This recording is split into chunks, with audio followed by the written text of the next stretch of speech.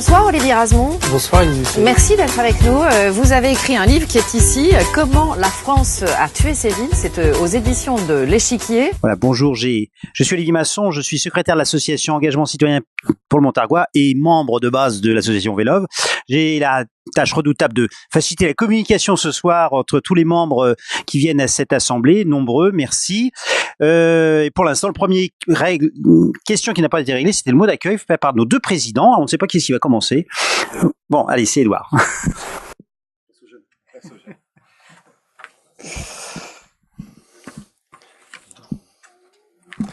Bonsoir à toutes et à tous. Donc je me présente, je m'appelle Édouard Hubert, je suis président de l'association ECM, Engagement Citoyen pour le Montargois. Donc cette soirée auquel vous participez est organisée par deux associations, d'une part Vélove, dont Guillaume va parler dans quelques instants, et puis ECM.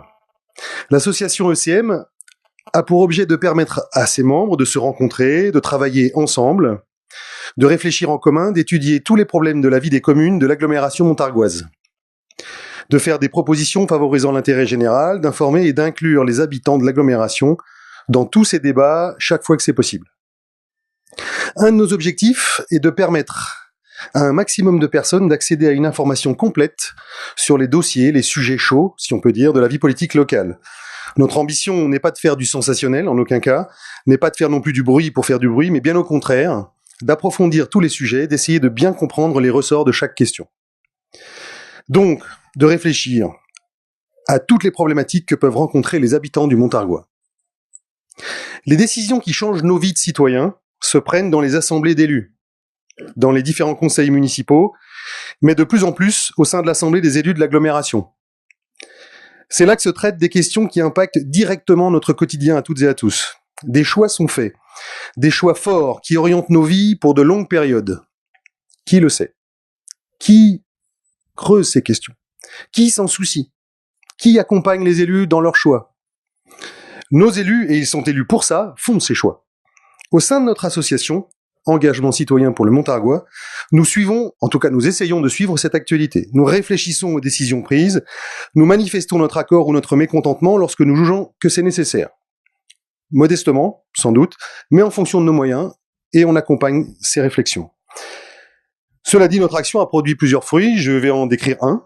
Il y a quelques mois, il y a eu un choix de nouvelle délégation de services publics au sein de l'agglomération. Il fallait succéder à la Lyonnaise des Eaux, puisque sa délégation arrivait à son terme l'été dernier. Le prix de l'eau sur le Montargois semblait très élevé, la qualité des services parfois remise en cause, le réseau semble-t-il était mal entretenu, bref, un certain nombre de questions se posaient. Nous avons donc étudié cette question et, comme pour ce soir d'ailleurs, organisé une conférence avec un intervenant qui nous a aidé à voir encore plus clair dans cette jungle qu'est la gestion de l'eau potable et de son assainissement. Finalement, une association est née, les usagers de l'eau de l'âme, parfaitement indépendante de notre association à nous ECM, et qui accompagne la nouvelle délégation de services publics qui a été de nouveau confiée à la Lyonnaise des Eaux. Cette association est un nouvel acteur citoyen qui fait partie maintenant de l'équation, qui agit, qui dérange peut-être, qui accompagne sans doute. Les citoyens deviennent donc acteurs de leur vie et de leur cité.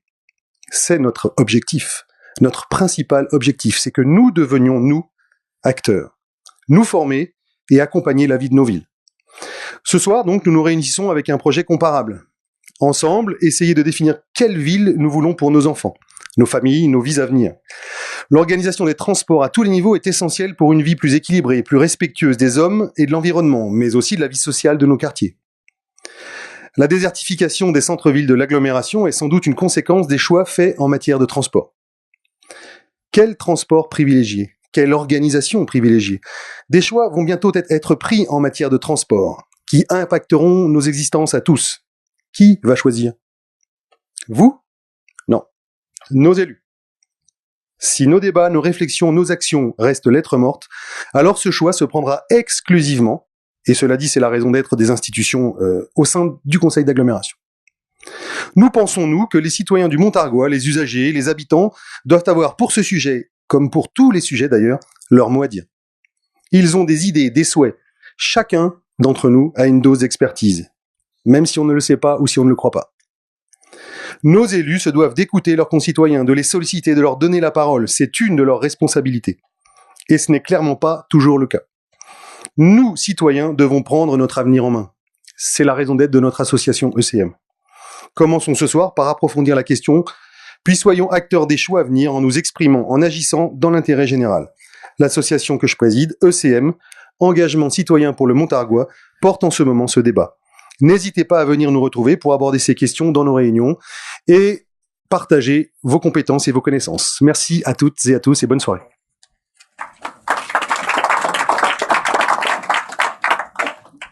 Guillaume.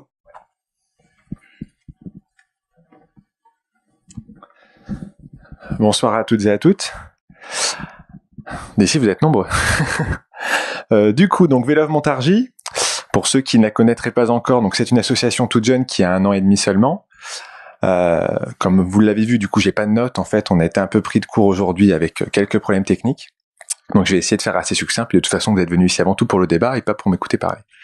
Donc, Vélove, une association du coup qui défend à la fois le cyclisme urbain, donc bande cyclable, piste cyclable, itinéraire cyclable continu, un plan vélo, un schéma de stationnement cyclable, etc.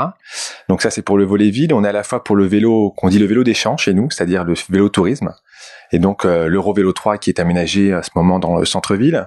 L'idée de la réaménagement de la voie ferrée Montargis-Sens en voie verte notamment.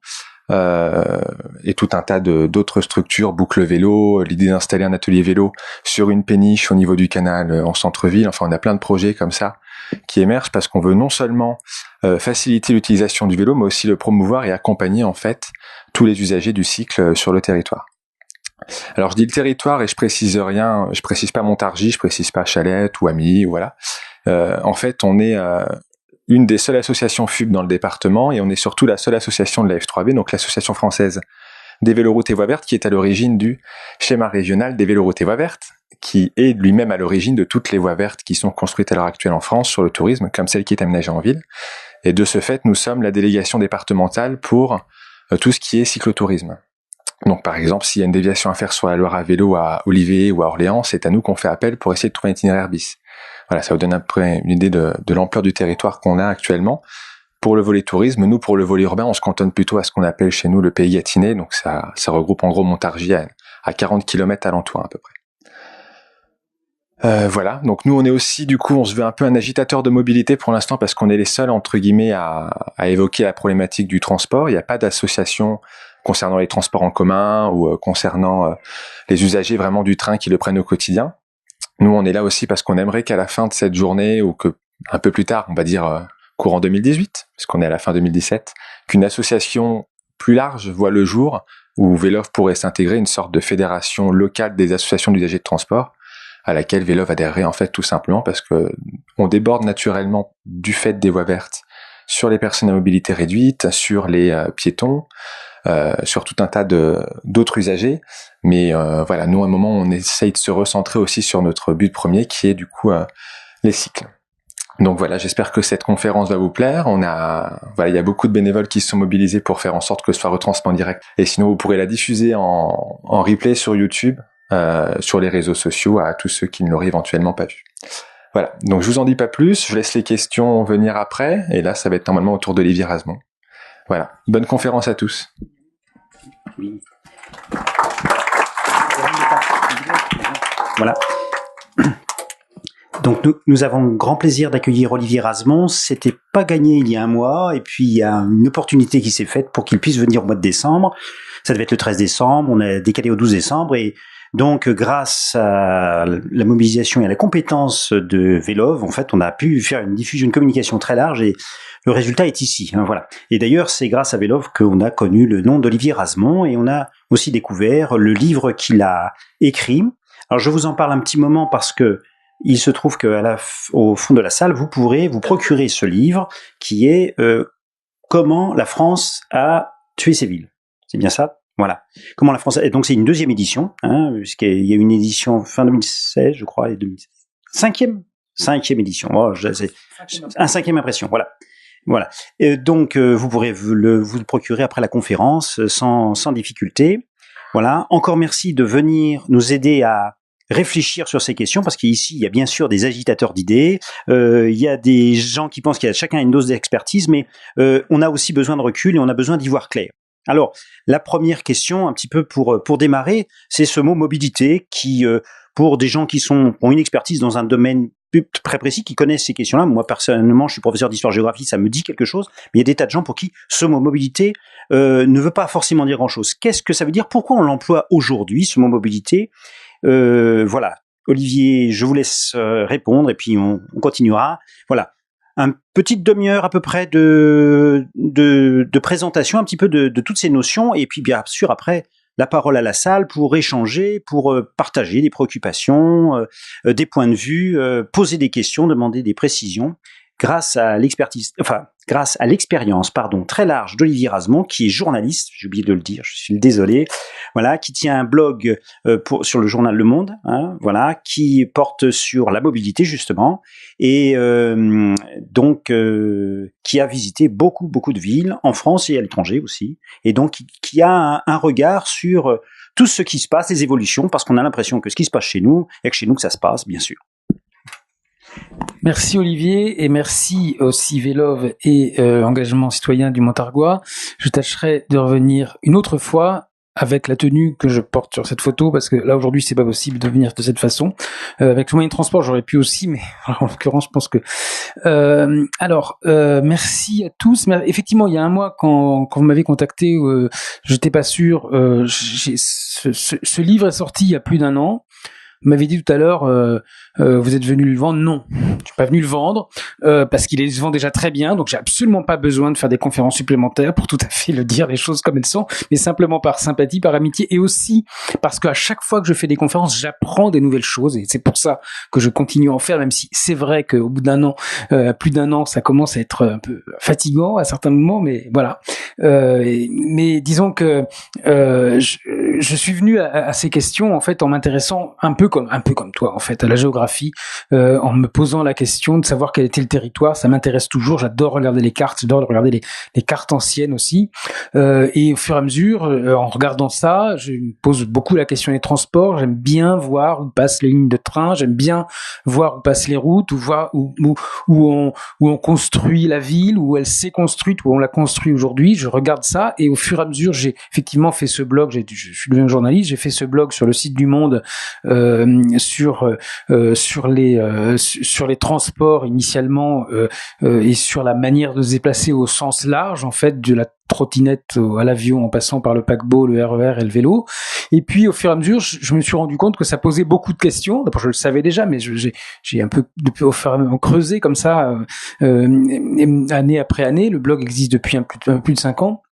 Et je me suis rendu compte que ça avait énormément d'implications sur le territoire. Alors j'ai fait un bouquin sur le vélo qui est paru il y a maintenant presque 4 ans, en fait en 2014, qui est sorti en poche récemment. Voilà. À nous lui aussi le réimprimer bientôt, et qui s'appelle Le pouvoir de la pédale, qui parle de vélo donc. Et ça m'a donné l'occasion, après la sortie de ce bouquin, de faire ça, c'est-à-dire d'aller dans des villes et d'en parler, à l'invitation souvent d'associations de la Fédération des usagers de la bicyclette, un peu comme Vélov, et à chaque fois ce que je vais faire demain matin, qui est partir très tôt, ce que j'aime pas faire en fait, je suis arrivé un peu avant, en milieu de journée, pour me promener dans Montargis, parce que je connaissais pas Montargis, et j'essaie de faire ça à chaque fois, et souvent je reste un peu plus long le matin. Là je peux pas, il y a les assises de la mobilité demain dans la journée, ou à Porte de la Villette, et je vais y assister.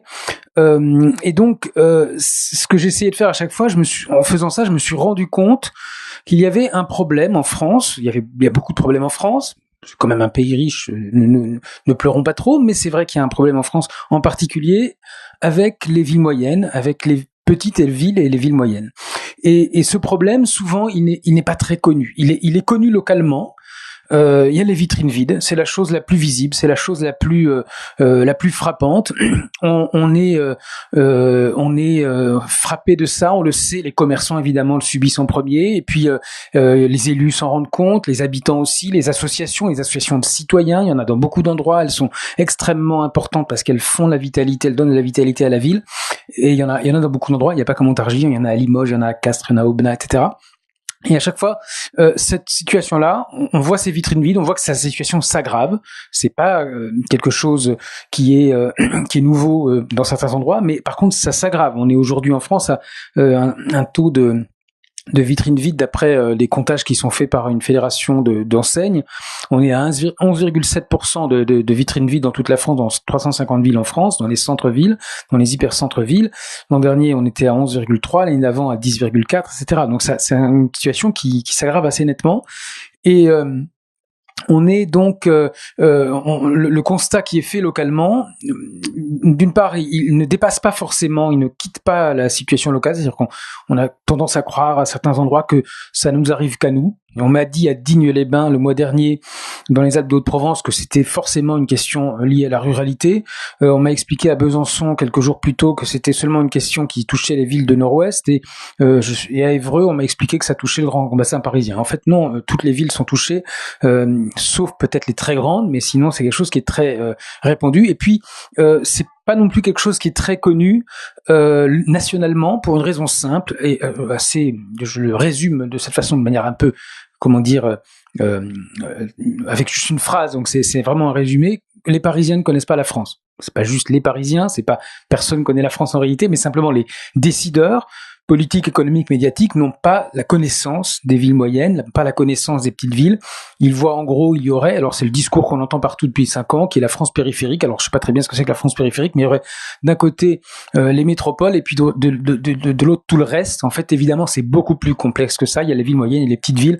Il y a les banlieues des petites villes, les agglomérations avec 3 ou 4 villes à peu près de la même taille, c'est pas exactement la même chose. Il y a les stations touristiques, y compris dans des régions qui sont censées être déshéritées, etc. Malo-les-Bains, à côté de qui fait partie de la ville de Dunkerque, par exemple, est-ce que c'est la France périphérique ou pas, etc. Il y a toute une série. La France est plus complexe que simplement une opposition qu'on aime beaucoup. On aime beaucoup les oppositions en France, mais entre quelque chose, des endroits et des gens qui seraient tous riches, et puis des endroits et des gens qui seraient tous déshérités et abandonnés, etc., etc.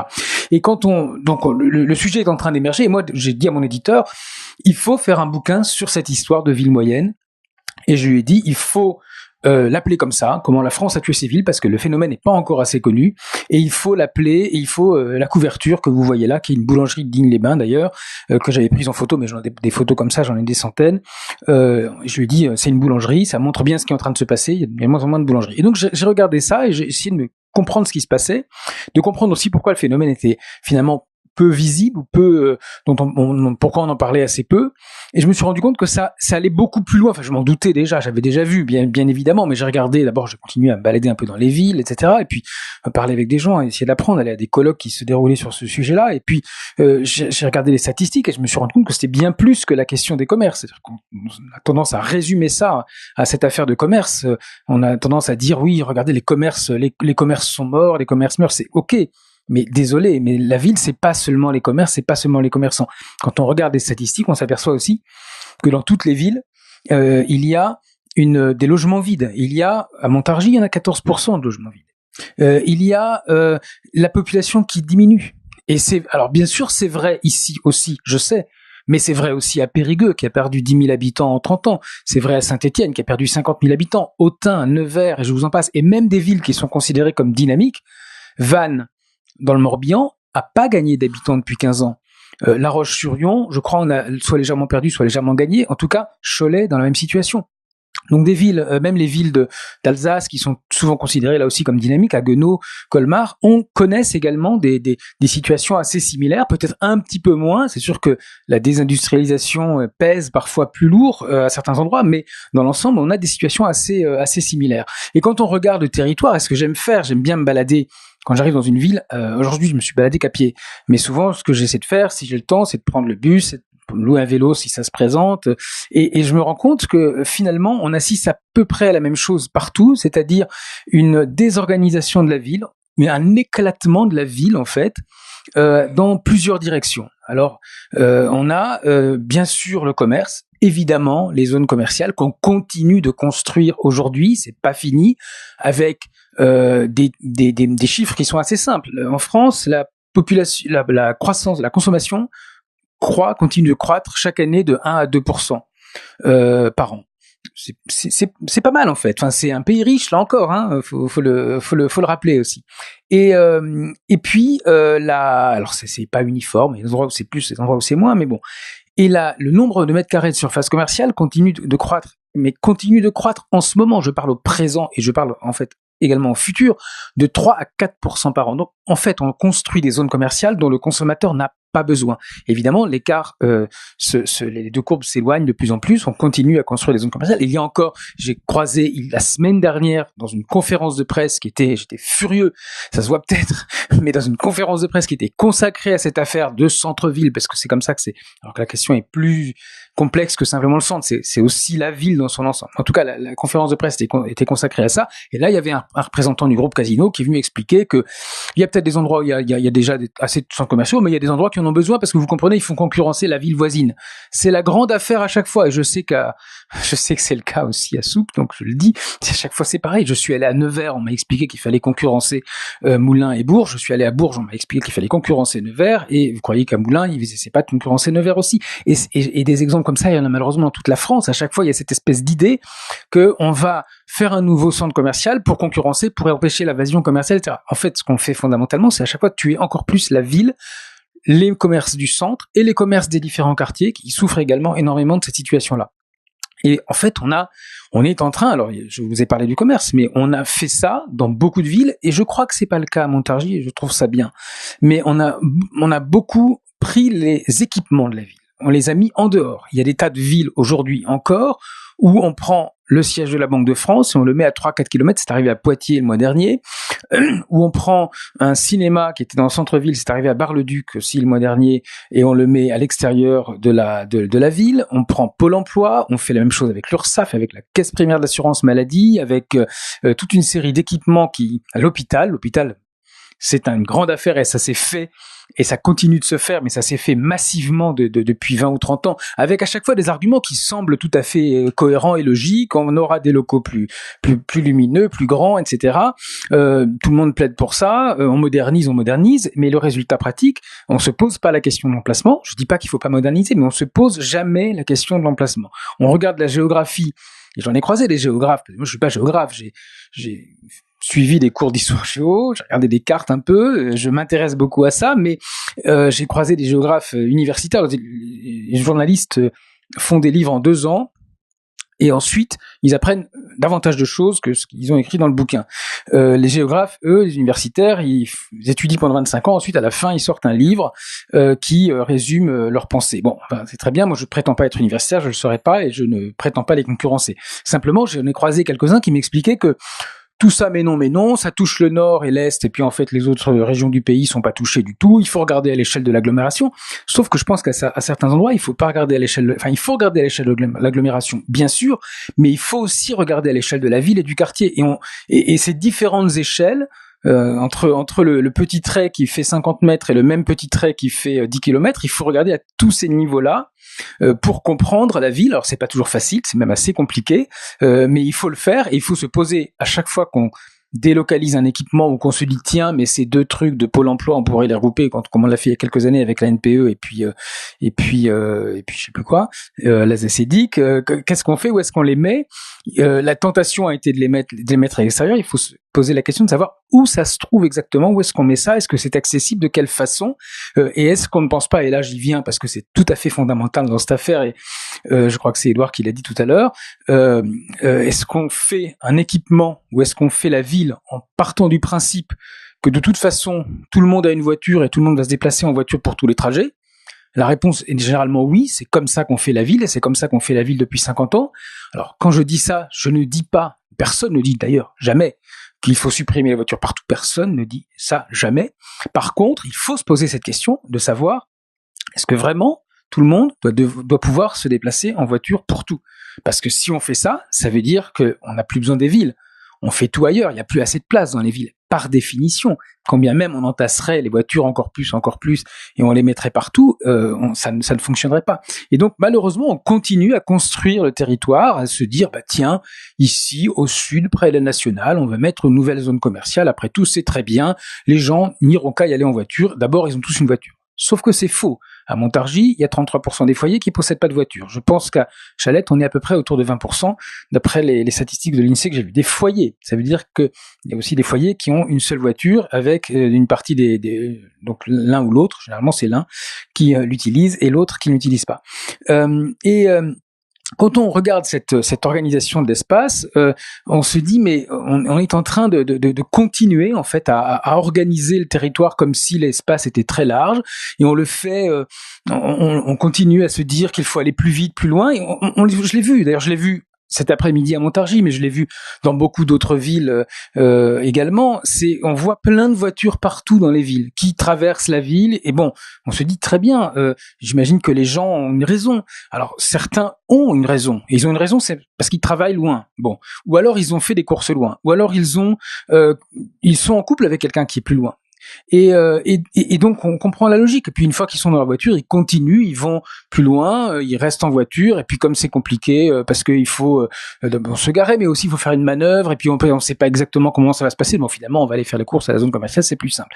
Et donc quand on organise la ville en partant du principe de toute façon que tout le monde navigue dans un sans jeu de mots, pardon, dans un territoire de 20 km sur 20 km, en partant du principe que de toute façon c'est comme ça et que ça changera jamais, on organise ce type de comportement. Si on réfléchit par contre à une échelle plus fine, les vrais géographes disent c'est une échelle plus grande, je sais. Mais pour faire comprendre, il faut parler d'échelle plus fine. En tout cas, si on regarde à l'échelle du quartier, il faut se poser la question, mais est-ce que finalement cet équipement, ce commerce qu'on a pu aller chercher à 20 km ou à 10 km, est-ce qu'on peut pas le trouver à côté? Est-ce que c'est exactement la même chose, mais est-ce qu'on peut pas le trouver? Est-ce que ce restaurant extraordinaire qu'on a voulu aller trouver, où il faut absolument aller dîner à chaque fois qu'on reçoit des gens, aller dîner à ce restaurant qui est à 15 km, peut-être qu'il y en a un dans le quartier, mais qu'on connaît pas, mais si on y allait à pied, on le découvrirait. Donc voilà, donc c'est un changement de perspective qu'il faut se donner. Et il faut se poser la question également, parce que ça revient à chaque fois, et je l'ai aussi constaté cet après-midi à Montargis, et c'était assez amusant, c'est la question du stationnement. Ça revient à chaque fois, et encore l'autre jour, d'ailleurs, à cette fameuse conférence de presse d'un député Patrick Vignal, qui expliquait qu'il fallait plus de stationnement gratuit, donc, sauf qu'en fait, ça marche pas. On l'a fait il y a 3 ans, plusieurs maires, quand ils sont arrivés en 2014, on dit on va faire plus de stationnement. Donc à Béthune, on a dit la Grand Place est une zone piétonne depuis longtemps, mais on va remettre un parking. À Thionville, on a supprimé des pistes cyclables. À Roubaix, on a remis des voitures sur la Grand Place. À Quimper, on a permis aux voitures de rentrer dans le périmètre protégé à côté de la cathédrale, qui est une splendide cathédrale en granit, etc. Donc on a fait ça dans plein d'endroits, et on s'aperçoit 3 ans après que ces villes-là ont toutes changer d'avis. À Béthune, finalement, il y a un conseiller municipal qui a expliqué que il y a des parkings partout, que peut-être que les gens pouvaient marcher un petit peu. Il y a des parkings à 300 ou 400 mètres, finalement, plutôt que de se garer sur la Grand Place et de toujours faire le tour en voiture, on pourrait faire autrement. À Thionville, finalement, on a essayé de faire revenir des voitures dans une rue piétonne, et puis on a changé d'avis au bout d'un mois. À Quimper, j'ai eu le maire au téléphone récemment qui m'a expliqué que finalement, il fallait quand même expliquer aux automobilistes qui se garent dans la zone centrale que c'est bien gentil, mais il y a quand même tous les cafés qui sont autour. Quimper, c'est joli, il y a des colombages, c'est quand même dommage que les voitures soient tous garées sur la place centrale, parce que c'est un peu moche, tout simplement, et c'est pas très agréable quand on est avec un enfant qu'on tient par la main, par exemple. Donc cette réflexion-là, elle se fait de manière à Montbéliard. J'ai croisé la maire aussi l'autre jour de Montbéliard à Besançon, qui m'a expliqué qu'au début de sa mandature, elle pensait là aussi faire autoriser de nouveau davantage de voitures à circuler dans le centre. Puis elle s'aperçoit que finalement il y a tout à fait assez de places de stationnement. Par contre, c'est pas forcément où elle se trouve. Et ça, je l'ai vu cet après-midi en me baladant. J'ai vu un endroit, je me suis dit, il n'y a pas énormément de parking à première vue. Je me suis dit, bon, très bien, je regardais. Et je vois un endroit marqué parking. Un tout petit panneau je crois, blanc sur fond marron. Et donc j'ai suivi ça, j'étais à pied, je me dis, bon tiens, et j'arrive devant un lycée, vous savez où ça se trouve, je pense, je sais plus le nom du lycée en question, et je vois ce parking, et qui était, comment il s'appelle ? Jeannette Verdier, voilà. Et je vois ça, et je me dis, tiens, là il était pas totalement plein, mais presque, probablement parce qu'il y a le lycée, donc il y avait manifestement des élèves qui étaient venus en voiture, puisqu'ils occupaient les voitures, ils discutaient à plusieurs autour, probablement les profs aussi. Et je me suis dit, mais c'est complètement idiot. Le samedi, probablement, ou à certaines heures, ce parking est beaucoup plus disponible qu'il ne l'est, et peut-être qu'une partie des élèves pourrait venir aussi autrement, et qu'on pourrait les encourager à venir autrement. Et puis, peut-être que si ce parking-là était mieux signalé, alors c'est un exemple parmi d'autres, j'ai pas très très grand ce parking, mais simplement c'est quelque chose qu'on voit absolument partout, donc je vous donne cet exemple-là parce que je l'ai vu cet après-midi, mais j'ai fait exactement le même constat à Albi, à Chalon-sur-Saône, à Calais, etc. Pourquoi est-ce qu'on, à Digne aussi l'autre jour, pourquoi est-ce qu'on ne l'indique pas mieux? Pourquoi est-ce qu'on ne signale pas le nombre de places qu'il y a? Pourquoi est-ce qu'on ne dit pas sur le panneau, comme je l'ai vu à plusieurs endroits, s'il est payant ou gratuit? Ce serait déjà intéressant parce que les gens pourraient se dire, tiens, il est là, pourquoi est-ce qu'on ne met pas sur le panneau? C'est à 10 minutes à pied du centre, par exemple. Je suis ensuite passé par hasard devant le parking Indigo, qui est pas loin d'ici, qui est en face là, et je suis rentré dedans et j'ai vu que c'était presque vide. Et on m'a confirmé qu'effectivement, la plupart du temps, il était vide. Et là, je me suis dit, mais c'est quand même dommage, il est indiqué. Alors par contre, il est indiqué, c'est marqué 24 heures sur 24, bon très bien, effectivement, je veux bien que les gens qui à 2 heures du matin cherchent un parking à Montargis se disent tiens, ok, je vais aller au parking Indigo, mais la vraie info, ce serait de mettre combien il y a de places, ce serait de mettre effectivement combien il y a de places en direct, pas juste nombre de places théoriques, mais le nombre de places en ce moment même, c'est tout à fait possible, il y a plein de villes qui le font aujourd'hui, et puis de mettre aussi, là peut-être de façon très simple, est-ce qu'on est loin du centre ou pas? En fait il est juste il est à côté, exactement à je sais pas, 50, 70 mètres, mais il faudrait peut-être le dire simplement, parce que parfois on ne le sait pas, et ça ce sont des choses, ce sont des détails qui sont en fait très importants. Je vous donne un autre exemple parce qu'il n'y a pas qu'à Montargis évidemment. À Mulhouse, il y a 5 parkings en ouvrage, comme on dit, des parkings souterrains. Ils sont tous au même prix parce que là, c'est une bonne idée. La mairie a dit on va tous les mettre au même prix, mais ils portent des noms qui correspondent pas nécessairement aux endroits où ils se situent. Comme dans toutes les villes de France, ils s'appellent tous Gambetta, Foch, Clémenceau, Jaurès, en fonction du boulevard qui est au-dessus. Et il y en a un qui s'appelle le parking du centre, un autre qui s'appelle le parking central. Ni l'un ni l'autre ne sont celui qui sont le plus au centre.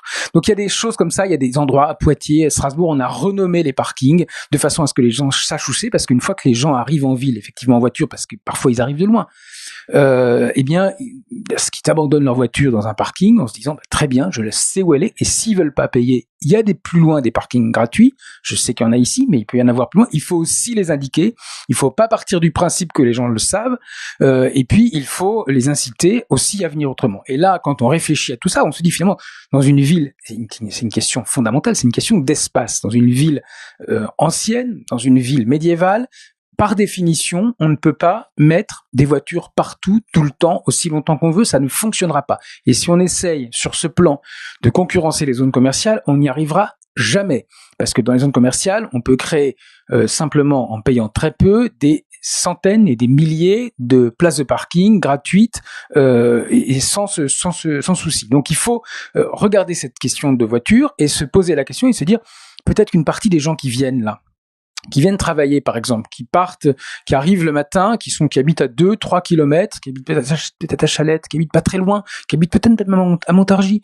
Et s'ils viennent, j'ai pas cet exemple ici à Montargis, pour tout vous le dire, je suis pas montargois, donc je peux pas, mais par contre, je suppose que ça existe, et je peux vous donner des tas de villes où ça se passe comme ça. L'exemple que j'ai en tête, c'est Soissons, dans l'Aisne, où une dame que je connais me dit, mais elle a 1,2 km à faire pour aller dans le centre-ville, elle y va tout le matin, elle revient le midi, elle repart l'après-midi, et puis elle retourne l'après-midi, elle repart le soir.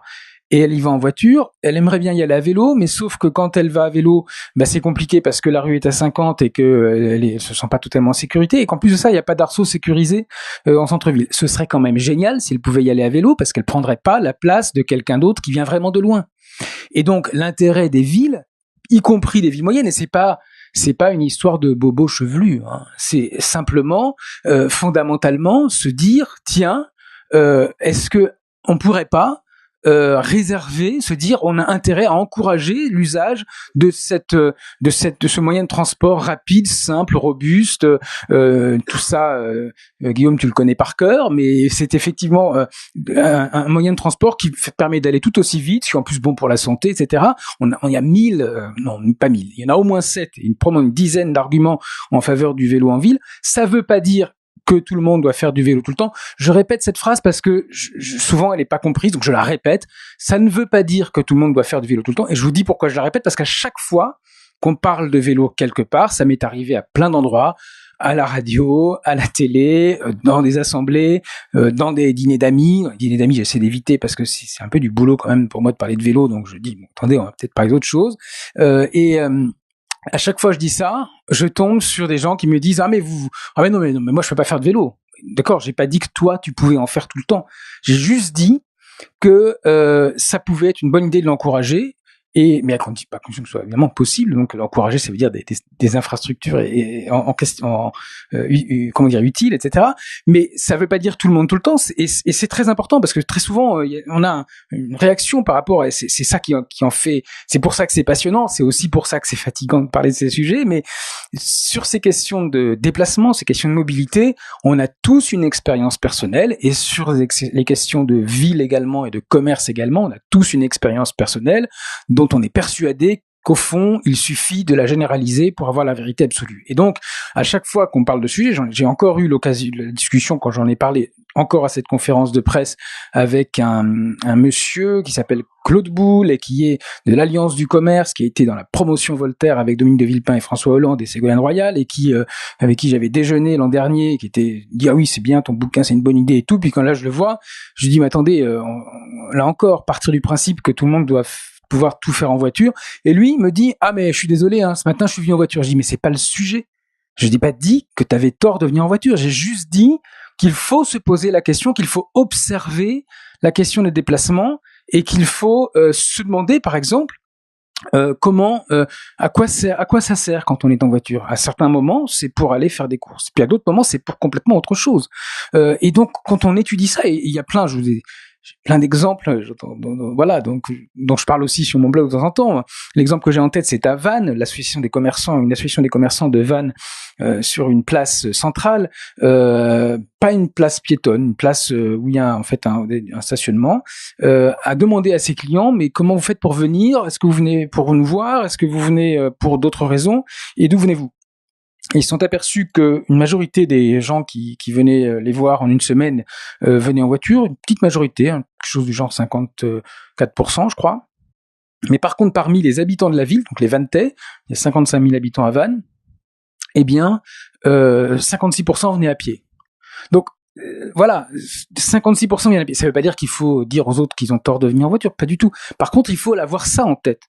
Et il faut se dire, quand on doit, et d'ailleurs c'est ce qu'ils ont fait, ils ont dit, puisque c'est ça, on veut des stationnements qui sont gratuits un quart d'heure, mais après par contre on veut que la police municipale passe pour éviter les voitures ventouses. Le système va changer le mois prochain, comme vous savez sans doute, ou peut-être le système de stationnement payant, mais en tout cas, là, c'était ça l'idée. Et puis, on veut aussi avoir des arceaux à vélo pour que les gens puissent venir à vélo, etc. Parce qu'ils ont demandé à leurs clients. Et donc, c'est des choses assez simples, en fait. Il faut regarder, et on a besoin, et dans ce domaine-là, c'est assez frappant, dans le domaine de la ville en particulier, on a très souvent besoin de faits, besoin de connaissances, au-delà de notre simple expérience personnelle, qui est tout à fait valable et tout à fait juste également, mais qu'on ne devrait pas forcément généraliser. Et je voulais dire une chose, il y a plein d'autres choses à dire aussi sur le déplacement et sur les villes en général. Je pense que c'est vraiment une question de société aujourd'hui. C'est-à-dire que c'est pas seulement une question de commerce, c'est pas seulement une question d'habitat, c'est pas seulement là aussi c'est quelque chose que j'ai oublié de dire mais qui est très important, qui est que aujourd'hui dans les villes moyennes, on a un revenu moyen qui est inférieur à celui des villes qui sont autour, dans toutes les villes, et ça s'aggrave. Donc on a une sorte de paupérisation. Alors, appauvrissement dans certains endroits, paupérisation dans d'autres, ça dépend aussi des quartiers de la ville. Et donc, il faut en fait faire revenir des gens. Et tous les maires qui s'intéressent à ce sujet le disent, il faut faire revenir des gens de tout type, c'est-à-dire pas seulement des pauvres, pas seulement des riches non plus, mais pas seulement des pauvres. Donc, et ça, donc ça veut dire parfois des questions de rénovation, ça veut dire parfois des questions liées au bâti, autoriser un certain nombre d'aménagements qu'on avait jusqu'à présent refusés, etc. Et puis c'est une question finalement les villes sont des lieux de rencontres. Ici on est dans une ville et ça se voit parce qu'on est nombreux et parce que finalement c'est le lieu où on se retrouve. C'est un lieu où on se rencontre parfois, puis c'est un lieu où on se rencontre pas forcément, mais par contre c'est un lieu où on se croise. C'est un lieu où on se voit et c'est un lieu où peuvent naître des choses. Et évidemment c'est un lieu d'histoire et quand on oublie les villes dans un pays d'Europe, Europe, de la vieille Europe, ça veut dire quelque chose, c'est assez inquiétant. Je terminerai simplement en vous donnant un exemple, puisque effectivement, je connais pas mal, j'ai beaucoup voyagé avant, parce que enfin, je voyage beaucoup en France maintenant, mais j'ai voyagé dans le monde avant et en Europe aussi. Et je connais bien, donc plutôt bien, je sais pas, quand je connais comme un peu beaucoup de gens les villes, les grandes villes des pays d'Europe. Et là, j'ai voulu aller voir les villes moyennes justement que je connaissais pas forcément. Je suis allé à Brühl. Brühl, c'est une petite ville en Allemagne, entre Bonn et Cologne, à 14 km de Cologne, donc c'est pas tout à fait la banlieue de Cologne quand même, mais c'est 14 km, c'est pas voilà. Et je me suis aperçu une chose, il y a 45 000 habitants, mais il y a 25 000 habitants dans le centre, c'est-à-dire qu'en fait les communes allemandes sont beaucoup plus grandes. Et on a donc 25 000 habitants qui peuvent, à mon avis, serait en France, ça ferait à peu près une commune de 25 000 habitants. Et j'ai constaté, d'abord, il y a peu de vitrines vides, il y en a, mais il y en a beaucoup moins dans une ville française de cette taille.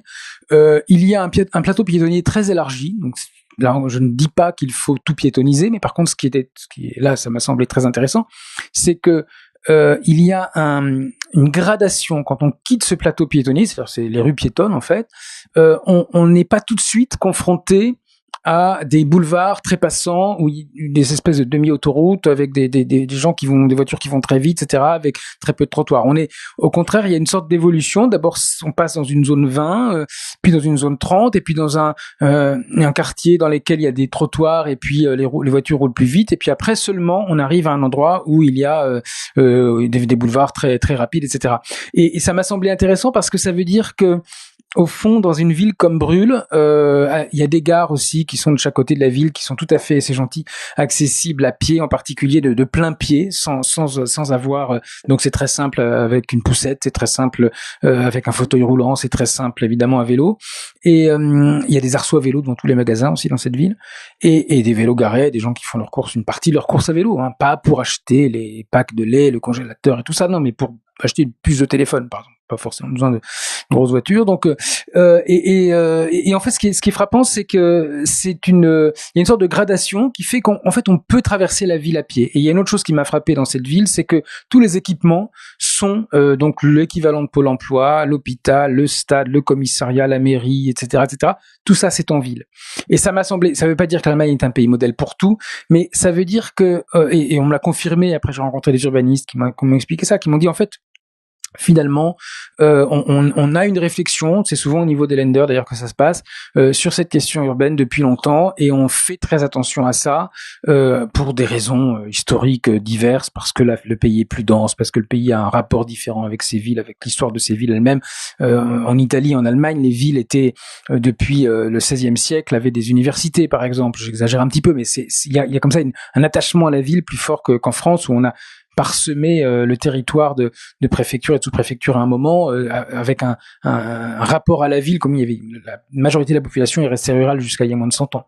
Et donc voilà, ça m'a semblé très intéressant. Je pense qu'il faut cette question-là. Je suis content de voir, parce que évidemment de voir une association pro vélo, parce qu'il y en a maintenant dans beaucoup de villes et pas seulement dans les très grandes. Donc c'est très intéressant, qui se préoccupe, parce qu'à vélo, quand on a vélo, c'est extraordinaire. On voit tout.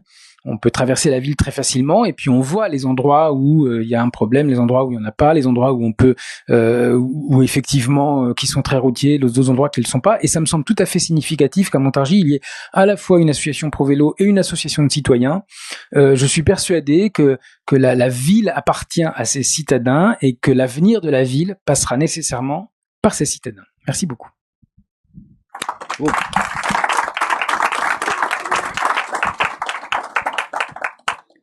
J'avais prévu plein de questions de relance, je vais les ranger, c'est pas la peine. On a bien suivi là le raisonnement. Enfin, moi j'ai trouvé que donc au départ un constat un petit peu difficile, qui relatait des choses qui existent peut-être depuis longtemps, la concurrence par exemple entre les zones commerciales et les centres-villes, mais bien au-delà l'éclatement de la ville.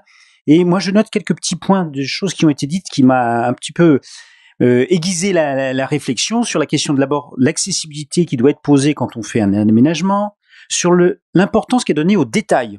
C'est vraiment, on n'y pense pas, par exemple, sur l'exemple des parkings, des arceaux pour les vélos. Voilà, et je remercie aussi quelqu'un de l'association qui a bien veillé aux détails, qu'il fallait de l'eau aussi, parce que ça, j'y avais pas pensé. Voilà. Et ensuite, avant de passer aux solutions, par exemple l'exemple de Brûle, voilà, mais avant de passer un petit peu aux solutions, aux perspectives, à ce qui peut nous faire rêver la ville de demain, il y a cette réflexion à propos de Claude Boule, c'est dire, faut observer la question des déplacements, et je dirais, ce que vous avez dit, c'est, il n'y a pas d'injonction à faire du vélo, ou à faire quelque chose, voilà. Il n'y a pas une obligation morale, voilà. On est vraiment, donc, observons ce qui se passe. Et après tout, on va inciter, on va trouver aussi des solutions. Ne plaçons pas ça sous le registre un peu moral, voilà.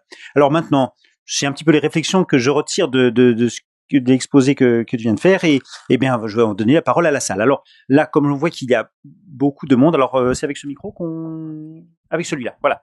Donc Eddy a un micro qu'il va faire circuler.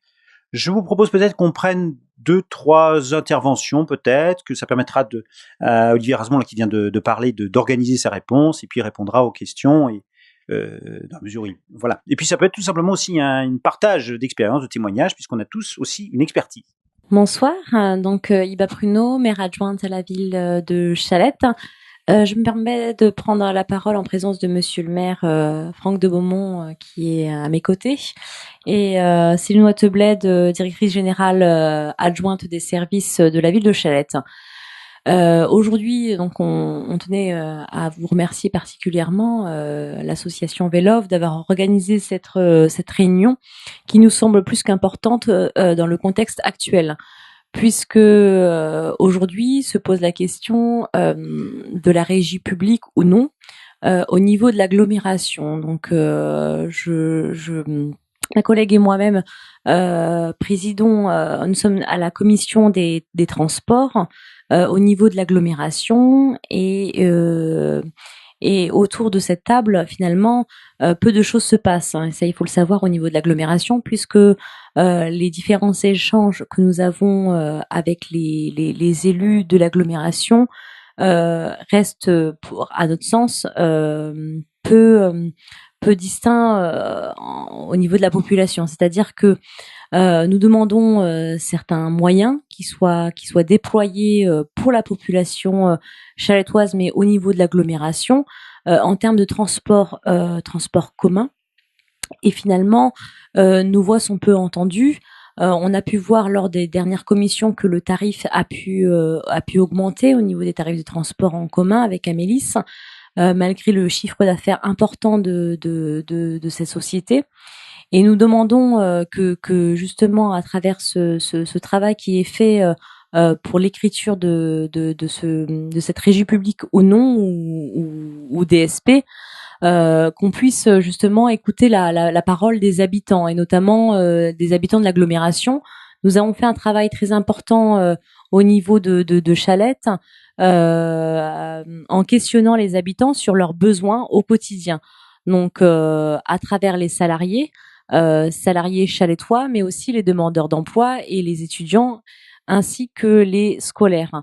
Nous avons pu constater qu'à travers ce questionnaire d'à peu près 5 questions, nous avons constaté que le service qui est déployé sur la ville sur le Montargois, sur l'agglomération, ne répond pas aux besoins des Chalettois, ne répond pas aux besoins des citoyens de l'agglomération.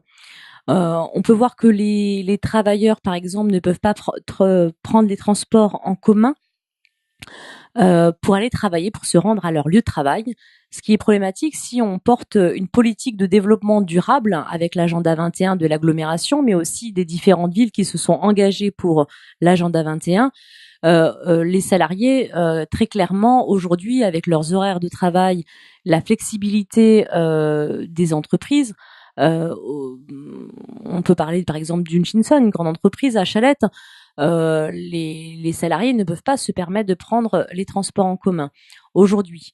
Pour les demandeurs d'emploi, le tarif reste très élevé, puisque les demandeurs d'emploi vont payer à peu près 1,20 €, 1,30 € pour un trajet, et ne peuvent pas se rendre très rapidement sur un lieu fixe, puisqu'il y a un arrêt place Mirabeau qui est conséquent, à peu près de 30 à 35 minutes. Donc si on part de Chalette pour se rendre à Milly, par exemple, il y a un arrêt à Mirabeau de 35 minutes.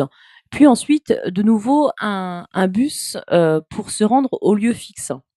Donc on a à peu près en moyenne 1 heure de trajet sur une agglomération qui est quand même d'une superficie qui n'est pas très importante. Donc on peut se poser la question de pourquoi mettre autant de temps en transport en commun sur une petite agglomération.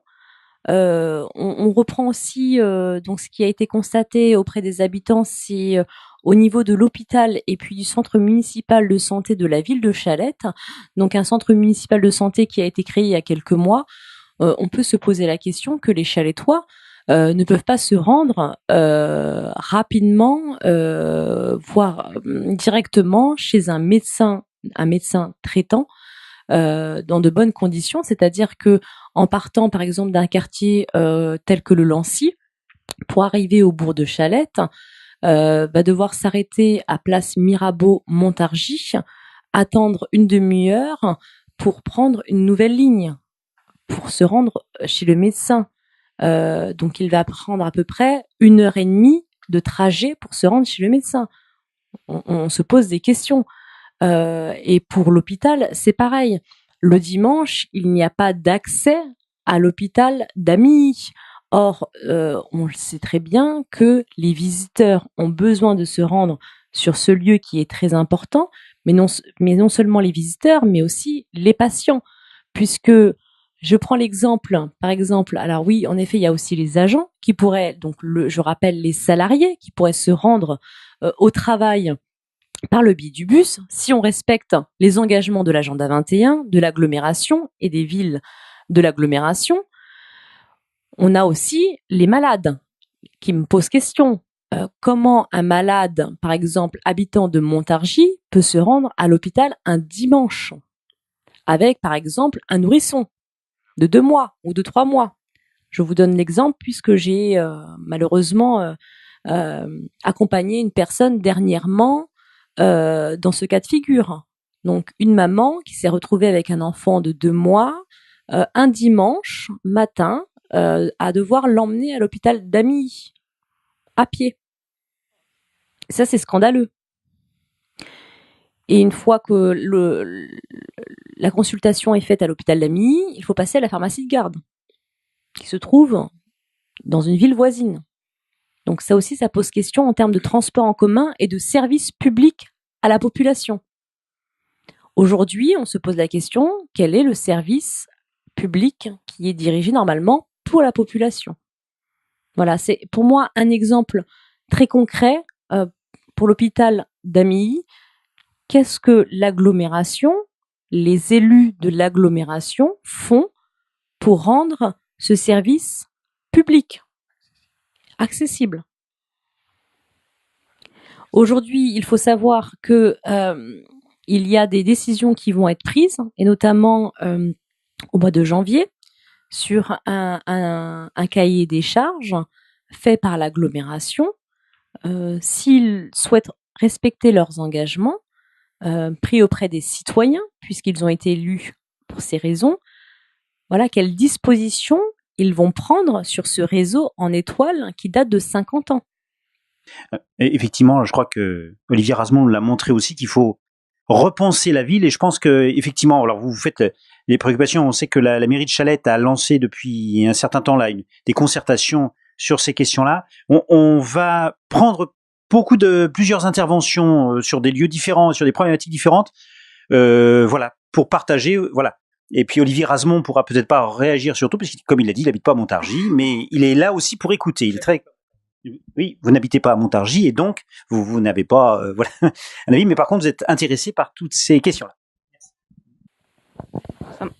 Ouais. Donc je suis Magali Sautreuil, j'habite et je travaille en partie à Dordives et en partie à Paris. Pour moi, les transports en commun et la marche à pied, c'est quand je peux me débrouiller sans voiture, j'ai l'impression d'être plus libre que quand je suis obligée de prendre la voiture. Et pour travailler à cheval dans le Loiret et sur la région parisienne, les transports s'arrêtent souvent à la frontière. Et j'ai des touristes du Louvre qui m'avaient dit quelque chose qui m'avait fait rêver. J'ai une touriste qui était une copiste qui m'a dit « J'ai été aux Pays-Bas, j'ai pas besoin de la voiture parce que toutes les villes étaient accessibles en transport en commun, à vélo ou à pied. Et je me demandais pourquoi en France on n'avait pas cette vision transversale sur l'ensemble du territoire et que chacun ne fasse pas les choses dans son coin, puisqu'il y a et même en cours d'histoire géo, quand il y avait début du chemin de fer en 1850, quand on voit les tracés de chemin de fer, on voit que la France était beaucoup plus ferrée qu'aujourd'hui et qu'il y a eu un parti pris pour la voiture et plein de voies ferrées qui ont été désaffectées. Et on se demande pourquoi un tel choix. Voilà. Edouard Weber, engagement citoyen pour le Montargois. Certaines villes de France ont fait une expérience de rendre les transports en commun gratuits. Enfin, gratuits en tous les cas pour les usagers, et en revanche financés soit par la ville, soit fait par le conseil général, ou peut-être la région. Est-ce qu'il y a un retour par rapport à ces expériences? Est-ce que ce serait une démarche qui serait généralisable dans des communes ou dans des agglomérations comme la nôtre, selon vous? Alors oui, j'ai pas réponse à tout, désolé. Et notamment concernant le Montargois, je suis pas. Mais effectivement, des questions liées, comme vous l'avez dit, madame, de transport mal adapté, il y en a malheureusement partout. Moi, j'en vois absolument partout. Et c'est vrai que si on a un réseau en étoile dans une agglomération où il y a 3 villes à peu près de la même taille, ça pose problème, clairement. Et puis parfois, et ça, moi, je le vois dans beaucoup d'endroits, c'est les arrêts de bus qui sont pas signalés, qui sont pas visibles, tout simplement. C'est les arrêts de bus qui sont sur des trottoirs il y a un trottoir à cet endroit-là, mais pas plus loin. Il n'y a pas de continuité de la même façon qu'il n'y a pas forcément une continuité des itinéraires cyclables, il n'y a pas forcément non plus une continuité des itinéraires piétons, ou alors c'est compliqué, ou quand il y a des travaux, sur le trottoir, ou parfois des travaux dans un immeuble, on se soucie pas du trottoir et les gens sont censés se débrouiller ou alors traverser, et puis voilà, piétons passer par là, et puis c'est tout, et on repeint pas, ce qui fait que c'est assez compliqué, c'est potentiellement dangereux, en tout cas c'est pas sécurisant. Et donc ça veut dire que l'arrêt de bus, on y accède plus difficilement également. Des exemples comme ça, j'en ai beaucoup, et des exemples, et donc je suis d'accord avec vous, effectivement, c'est des choses qui doivent être prises en compte, qui doivent être réfléchies. Je pense qu'il faut, quand on est responsable d'une ville, je suppose que vous le faites, élu aussi, prendre les transports publics régulièrement pour voir comment ça fonctionne. Parce que j'ai eu ce constat dans beaucoup d'endroits avec des élus qui ne les prennent pas, sauf le jour d'inauguration, et puis c'est tout, à l'aller, et puis pas au retour parce qu'on vient de chercher en voiture. Et ça, il faut le voir, parce que c'est tout à fait la logique. Et on m'a parlé tout à l'heure, c'était amusant d'ailleurs tout à l'heure, avant on s'était donné rendez-vous à 5h, et en fait, on a évoqué avec plusieurs personnes qui sont là ce soir, on était 4 ou 5 ou 6, la question des transports. Et puis ils sont venus assez vite, effectivement, la question des transports avec l'Île-de-France. Et puis en fait, au fil de la discussion, on s'est mis à parler de la police municipale, on s'est mis à parler de la question de la santé. Au moins, on m'a demandé ce que je pensais de savoir s'il fallait qu'il y ait plus de médecins, etc. Ou si, à la vie. On m'a demandé, on a ensuite continué à discuter évidemment, on a parlé du commerce, etc. Donc on s'aperçoit que les transports sont au cœur de beaucoup de choses. Et effectivement, on a en France ce cloisonnement systématique entre les différents niveaux de collectivité qui est un énorme problème, qui résulte du fait que les transports sont pas considérés comme un sujet sérieux, généralement. C'est considéré, moi j'avais rencontré un adjoint au maire un vice-président de Périgueux qui m'avait expliqué qu'il avait choisi comme délégation les transports parce que c'était peinard. Il s'est aperçu assez vite que c'était pas peinard. Et en fait, on ne considère pas, on ne prend pas ce sujet. On croit que c'est un sujet technique. On croit parfois que, en fait, c'est un sujet c'est pour ça qu'Alain Vidalis, qui était spécialiste en droit du travail, s'était retrouvé ministre des Transports, c'est parce qu'il était spécialiste de la négociation. Donc on lui a dit, il y a beaucoup de syndiqués, t'as qu'à y aller, et voilà. On croit que c'est un sujet social ou technique, et on s'aperçoit pas que c'est un sujet à la fois de vie quotidienne, aussi de grandes infrastructures, mais qu'il y a des liens entre les deux. Il n'y a pas d'un côté, et dans les pages des journaux, c'est la même chose. Il n'y a pas d'un côté les pages des journaux qui traitent uniquement des grandes infrastructures, et de l'autre, ceux qui traitent de la vie quotidienne des transports, etc. Donc, les choses sont totalement liées. Et si on fait des grandes infrastructures, si on fait des grandes gares magnifiques du Grand Paris, par exemple, sans mettre des trottoirs devant et sans permettre aux gens d'y accéder facilement en bus ou à vélo, ou si le bus doit faire tout un tas de circonvolutions avant d'arriver à proximité, et s'il n'a pas la priorité, ça servira à rien parce que les gens iront tous en voiture, ça sera vite encombré, et donc ils prendront pas les transports en question. Donc, c'est des choses, c'est des détails. Le diable est vraiment complètement, et c'est pas seulement le diable qui est dans les détails. Et alors, pour ce qui concerne effectivement les différents niveaux de collectivité, clairement entre l'Île-de-France et les autres régions, et ça vaut aussi pour les Hauts-de-France, maintenant la Picardie, et ça vaut pour la Normandie, on a ce décalage-là avec ces intérêts en fait qui sont pas les mêmes, qui sont divergents entre deux autorités publiques. Alors il se trouve que là, en l'occurrence, c'est pas le même parti, mais quand même c'est le même parti.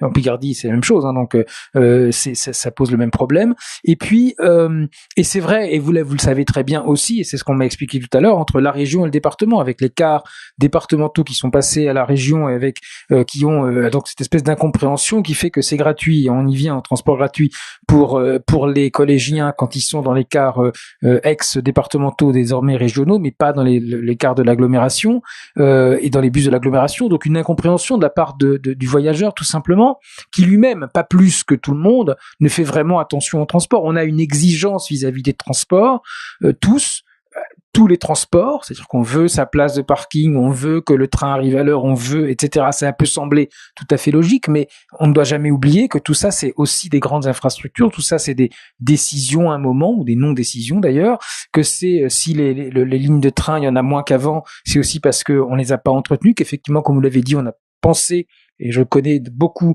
d'élus dans toute la France qui ont toujours réclamé et continuent à réclamer des autoroutes, des rocades, des échangeurs, etc., en disant, mais en même temps, on voudrait une gare et des trains, oui, mais sauf que si on veut les deux, ça marchera pas, parce que ça sera soit l'un soit l'autre, et assez vite, ça sera l'un, parce que si c'est simple de faire en voiture, les gens vont faire en voiture, la plupart d'entre eux. Et donc, finalement, ça m'a frappé, ça, j'ai pensé à ça l'autre jour en gare de Limoges, magnifique gare, voie ferrée superbe, etc., conçue au 19e siècle pour ces trains qui avaient la vapeur, et donc grande gare, etc. Et je vois une sorte de minuscule, ridicule petit suppositoire de la région Nouvelle-Aquitaine maintenant, l'ex-Limousin, qui passait là, qui était un TER qui faisait Limoges-Angoulême. On a fait des superbes infrastructures ferroviaires qui vont bientôt tomber en ruine parce qu'il n'y a plus que 80 ou 100 passagers au maximum par petit train qui passe toutes les heures. Ça n'a donc plus de sens. Pourquoi entretenir? En effet, quand il y a des lignes de train qui ferment, je le regrette quand il y a des lignes de train qui ferment, mais la raison, c'est que fondamentalement, on a avantagé la route. À un moment, il y a des choix qui sont faits, et donc si on continue à faire ces choix, on va toujours dans la même direction. Les transports gratuits, alors moi je dis dès que je peux que les transports, c'est jamais gratuit. C'est jamais gratuit, et ça peut éventuellement à certains moments pour certains publics peut-être être gratuit, mais il y a toujours quelqu'un qui paye. Les transports, c'est pas gratuit à tous les sens du mot gratuit, c'est-à-dire que c'est pas gratuit parce que ça mobilise du personnel, ça use du matériel, ça prend de l'énergie, ça demande de l'énergie. Donc ça n'est pas quelque chose dont on a la possibilité gratuite. Et puis par ailleurs, les transports gratuits, je sais que il y en a des villes qui l'ont fait, hein, ça revient régulièrement. C'est pas un truc nouveau. Là en ce moment, il y a Niort, il y a Dunkerque, donc on en a reparlé récemment, mais ça fait déjà 20 ans, Châteauroux, vous savez, depuis très longtemps, Compiègne où il y a beaucoup d'étudiants depuis longtemps, Gap aussi, il y en a d'autres, Aubagne, oui je sais. C'est pas gratuit pour le contribuable du tout, et ça n'a pas vraiment d'effet. C'est-à-dire qu'il y a peut-être plus de monde dans les bus à un moment, mais il n'y a pas forcément moins de bus en voiture, de monde en voiture, si c'est l'objectif. Je sais pas si c'est l'objectif. Tout ne se résume pas au développement durable, même si évidemment je soutiens tout ça, mais c'est ça, on a tendance à imaginer que parce que ça sera gratuit, les gens vont le prendre. En fait, non. Quand on a les études qui ont été faites notamment à Châteauroux et à Gap, je crois, et à Aubagne aussi, ont montré qu'en fait c'était des gens qui auparavant se déplaçaient plutôt à pied, ou plutôt des trajets, c'est pas des gens, c'est pas en termes de gens qu'il faut compter, c'est en termes de trajets. C'est des trajets qui avaient tendance plutôt à se faire à pied. Et d'ailleurs, on le voit, quand on a un abonnement, on a tendance à aussi faire de cette façon. C'est plus comme c'est gratuit pour moi, parce qu'en fait, j'ai déjà payé l'abonnement, ou qu'on l'a payé pour moi. Du coup, qu'est-ce que je fais? Je le prends. Et donc, ça a tendance à plutôt dissuader les autres moyens de transport qui sont pas la voiture également. Donc ça a un effet. Le fait de faire des transports scolaires gratuits a en fait contribué à tuer le vélo, littéralement, dans les zones où il était utilisé jusqu'aux années 60-70. On l'utilisait régulièrement pour aller à l'école et au collège, au lycée à l'époque, et ça a été ça a pratiquement disparu parce que les transports scolaires, et comme c'était gratuit et que les parents préféraient que leurs enfants soient dans des cars, ben finalement, les gens du coup, ça a justifié aussi le fait qu'on enlève les trottoirs, puisque de toute façon, plus personne n'allait à pied à l'école, etc. Donc c'est tout à fait, je pense qu'il peut y avoir des tarifs adaptés ou des tarifs gratuits, mais on en parlait encore tout à l'heure avec la personne de je sais plus votre association à Chalette, mais vous me disiez que un certain nombre de gens pourraient avoir accès à des tarifs réduits parce qu'ils ont les conditions sociales qui permettent d'avoir accès, et en fait ne savent même pas que ces tarifs existent et ne vont pas, et parfois, et c'est ce que me disent aussi les opérateurs de transport public, c'est parfois ils n'osent même pas. Alors il y a plusieurs cas, il y a ceux qui savent pas, ceux qui n'osent pas dire bah moi j'aurais droit à un tarif très peu élevé, donc j'aimerais en bénéficier, et puis il y a ceux qui font un calcul finalement assez simple, qui disent voilà, là on me propose, ça j'ai vu ça, je crois que c'était à Grenoble, on me propose d'avoir alors c'est pas gratuit en l'occurrence, mais presque, on me propose d'avoir par mois de payer seulement 6 euros. Mais là, j'ai un déplacement à faire, peut-être que j'en aurai un autre dans 2 semaines, mais je suis pas certain, peut-être que j'en aurai un troisième, pour ceux qui l'ont régulier, oui, mais pour cela, finalement, ils préfèrent payer 1,30 € le ticket maintenant, plutôt que de éventuellement s'engager, comme c'est comme l'affaire de la salle de gym où on s'engage pour 2 ans, bon en fait on y va 15 jours, je préfère ne pas payer les 6 euros plutôt que de les payer d'avance. Alors voilà, ça c'est donc il y a plein d'éléments qui font qu'on doit prendre au sérieux aussi les transports. On peut pas dire en gros c'est gratuit, c'est très bien, tout le monde peut l'utiliser, et puis en même temps ça n'amène pas à prendre au sérieux ce secteur-là. Je confirme, les transports c'est jamais gratuit, il faut prendre au sérieux cette affaire-là. Quand on se déplace, ça n'est jamais neutre, ça peut coûter de l'argent, ça peut être un peu stressant, ça peut être un peu embêtant, etc. Il faut en avoir conscience. Ça n'est pas quelque chose qu'on peut faire le tapis roulant ou le tapis volant. Le tapis roulant, oui, quand il fonctionne, mais le tapis volant n'existe pas. Et donc, je pense que sauf peut-être dans certains cas précis ou pour une population très précise, on peut dire pour vous, ça sera gratuit. Moi, je suis pas favorable au transport gratuit. Voilà. Merci. Alors, il y a d'autres questions? Il y a d'autres questions. Voilà. Bonsoir. Je m'appelle Yordache Elisabeth et je connais bien la situation de transport dans l'agglomération, mais surtout à Ami, donc ce qui fait partie de l'agglomération. Tout à fait par hasard, moi j'habitais Paris, donc ça fait 20 ans que je suis là. J'ai déménagé à l'occasion du travail et je peux vous affirmer en effet que depuis 20 ans, rien n'a bougé dans le transport, malgré l'évolution de la population. Il y a beaucoup de gens qui sont venus et ont investi ici, ont acheté des résidences secondaires, des résidences principales, des résidences de location. Beaucoup de gens sont venus pour le travail. Donc, la population a évolué, mais les transports, pour moi, ils n'ont pas bougé, au contraire. Par exemple, aucun bus ne circule après 19 heures. Il y a madame, elle a souligné, il n'y a aucune harmonisation entre les bus. Ça m'arrive des fois, ça m'arrivait parce que maintenant je suis à la retraite, ça m'arrivait des fois de venir de Paris, d'attendre une demi-heure le bus, après venir à Mirabeau et d'attendre encore une demi-heure. Donc un trajet qui dure normalement 5 minutes dure une demi-heure, plus les bagages, etc. Il y a 20 ans, j'étais toute seule qui descendait de Paris, peut-être 2 personnes. La dernière année, il y avait 3 wagons qui descendaient.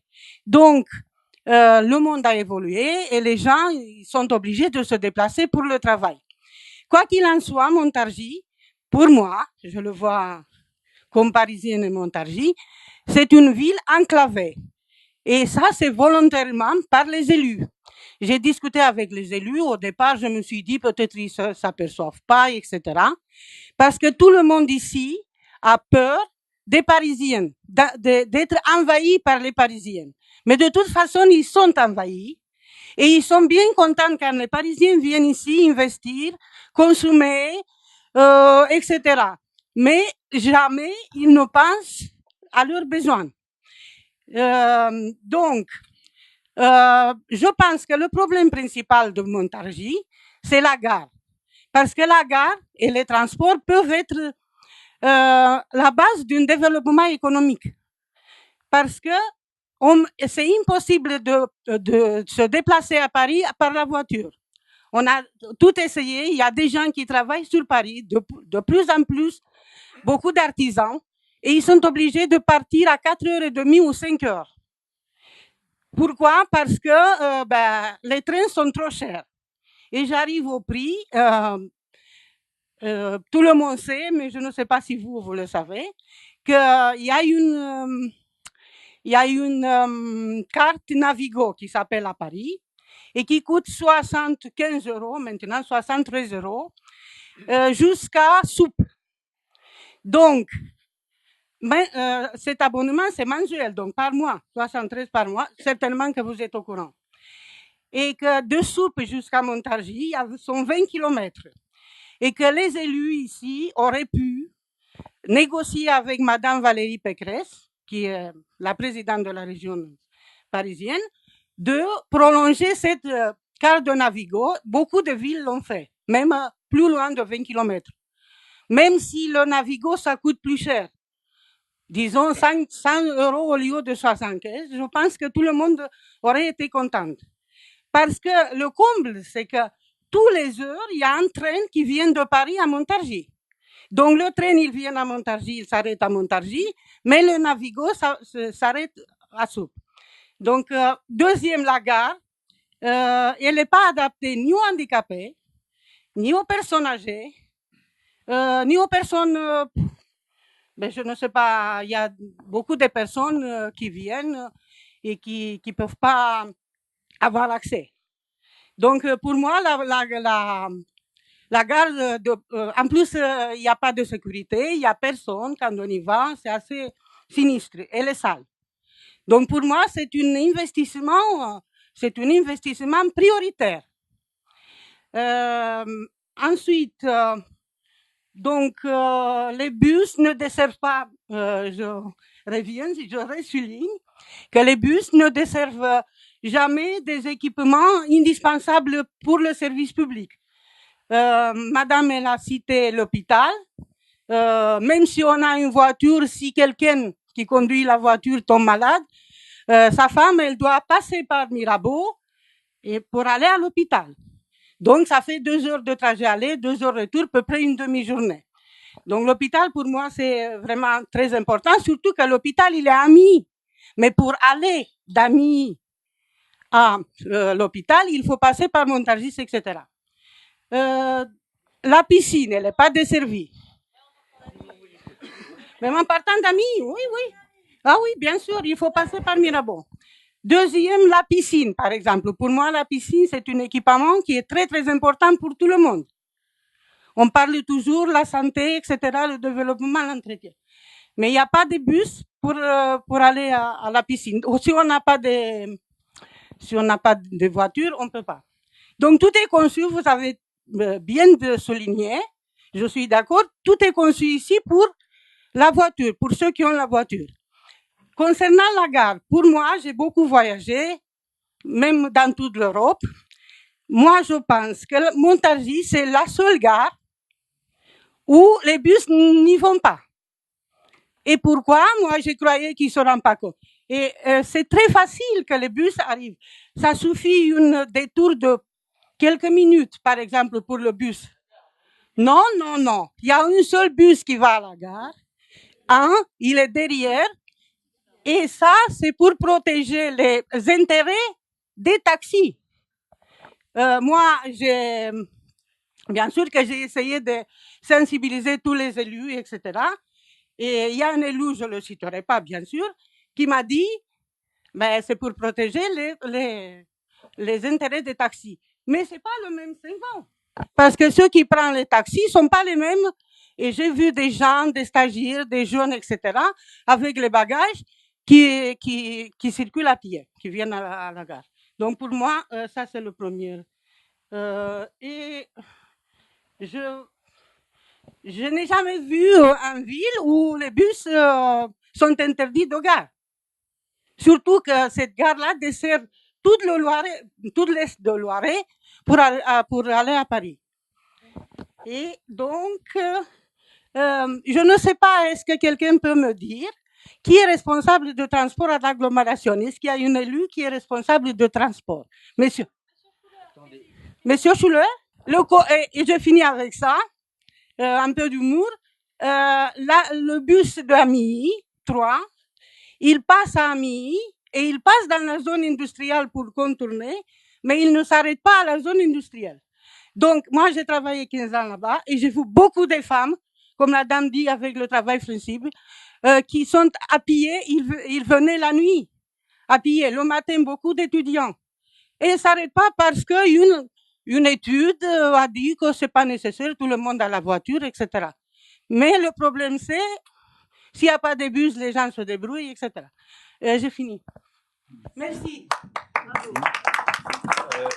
Bon, pour ceux qui me connaissent pas, je me présente. Gérard Lelièvre, maire de Saint-Maurice-sur-Fessard, petite commune rurale de 1300 habitants, et vice-président à l'Aglo, en charge de l'urbanisme et donc du PLUI, HD, donc habitat et déplacement. Mais bien sûr, c'est pas moi le vice-président des déplacements. Vous l'avez dit, c'est Monsieur Schuller. Hein. Mais bon, mais bien sûr, mais non, mais on est tous ensemble, hein, bien sûr. Alors, il a été dit beaucoup de choses. Je tiens à remercier déjà Monsieur Rasbon pour sa conférence, avec des propos très intéressants. Hein. Bien sûr, un peu idéaliste, hein, bien sûr, évidemment, parce que ça, nous, tout ce que vous avez évoqué, on en est conscient. Mais c'est pas facile de mettre ça en place. Mais il y a des grosses réflexions qui se font autour des déplacements, des pistes cyclables, parce que bien sûr, il y en a. On sait qu'il n'y a pas de continuité. Donc ça, c'est à voir entre les différentes communes. À chaque fois, maintenant qu'il y aura une piste cyclable, il faut s'assurer que la commune d'un côté va assurer la continuité, sinon c'est pas la peine. Il manque effectivement des garages à vélo, parce que c'est bien de faire de se déplacer, mais sécurisé, abrité, pourquoi pas. Il y a beaucoup de choses comme ça. Donc tout ça, on y pense. Alors maintenant, pour les bus, on est tout à fait d'accord avec les liaisons avec les trains. Donc ça, c'est sur la planche. C'est évoqué aussi avec la SNCF. Maintenant, pour que la SNCF, la gare, ne soit pas aux normes handicapées, c'est pas l'aglo là. Hein. C'est la SNCF. Hein. L'aglo n'a rien à voir là-dedans. Nous, on est à l'extérieur de la gare. Hein. Donc là, il y a déjà une extension du parking qui va se faire derrière de plus de 80 voitures, parce que si vous allez à la gare, il y a beaucoup de voitures. Là aussi, il y a un problème de stationnement, parce que les gens, ils viennent à la gare très tôt le matin pour certains, tard le soir, effectivement. Alors, il y aura des bus qui vont desservir la gare, mais on pourra pas à chaque fois mettre un bus à tous les trains. C'est pas facile. Bon, il faudra regarder où il y a le plus de fréquences. Là aussi, nous avons à Montargis des grands bus. Alors là, il y a une question qui se pose. C'est un coût. Et des fois, vous voyez des grands bus où ils sont quasiment vides. Il y a des heures. Donc, ce qu'il faut, c'est diminuer, avoir des petits bus, revoir les fréquences. Les fréquences sont pas bonnes, on le sait. Il y a des arrêts parce que ce sont des circuits qui ont été faits il y a quelques années où il y avait de la population. La population s'est déplacée. Donc, on est en train de desservir des zones où il y a très peu d'habitations et d'autres où il y en a beaucoup et il n'y a pas de bus. Donc, tout ça, c'est à l'étude. Alors maintenant, les acteurs, bien sûr, c'est nous les acteurs, nous tous. Et vous l'avez dit tout à l'heure, c'est au mois de janvier qu'on doit prendre des décisions, bien sûr. Mais chaque collectivité, il y a 15 communes à l'agglo, et les maires ont reçu un questionnaire hein, qui devait être rempli. Donc, vous l'avez certainement fait à Chalette, comme moi je l'ai fait à Saint-Maurice-sur-Fessard. Maintenant, à vous, je sais que vous avez fait un gros travail à Chalette. Maintenant, au maire de chacune des communes, il faut reconnaître ce qui est bien, hein, je sais. Donc, au maire de chacune des communes, de présenter ça à la population et d'avoir des retours. Parce que je suis tout à fait d'accord, c'est nous qui devons amener plus on aura de retours, plus on pourra faire quelque chose plus proche des attentes de chacun. Alors, nous sommes les acteurs. Vous parliez tout à l'heure du commerce. Il y a beaucoup de choses que vous avez dit, vous avez balayé. Hein. Il y avait les déplacements, mais aussi les commerces dans les centres. Mais là aussi, j'ai le cas dans ma petite commune, ma boulangerie vient de fermer. Je me bats pour la réouvrir. Mais c'est notre faute aussi. Il y a 1300 personnes, ils vont travailler sur Montargis. Ils prennent leur pain à Montargis, ils font leurs courses à Montargis, ils rentrent chez eux, c'est terminé. Donc à partir de là, on est fautif. Et donc beaucoup de choses ont évolué comme ça. Les bus, il y a 40 ans, vous aviez des activités, Chalette, Amilly, où vous aviez des cars qui emmenaient le personnel le matin et le soir. Ça n'existe plus. Pourquoi? Parce qu'il y a déjà plus le même nombre de personnes, ça s'est réduit. En plus, il s'est créé, la société a changé, les horaires libres. Maintenant, on dit maintenant, le matin, vous commencez, je sais pas, de 7h30 à 9h. Le soir, c'est jusqu'à 4h. Donc là, il y a des horaires bloqués, puis après, c'est libre. Vous pouvez plus mettre de car, parce que maintenant, ça arrive le matin sur 1h30 de plage, et le soir aussi. Donc tout ça est différent. Donc, il faut s'adapter. C'est pas simple. On y pense. Tout ce que vous avez dit, c'est vrai, c'est juste. Mais bon, ça aussi, un coût. Ça coûte 3,5 millions à l'agglo, hein. Le chiffre d'affaires de Keolis, je sais pas, mais ça coûte 3,5 millions à l'agglo. C'est ça qu'il faut. Mais alors, attendez. Bon, il y a une DSP pour dans un an.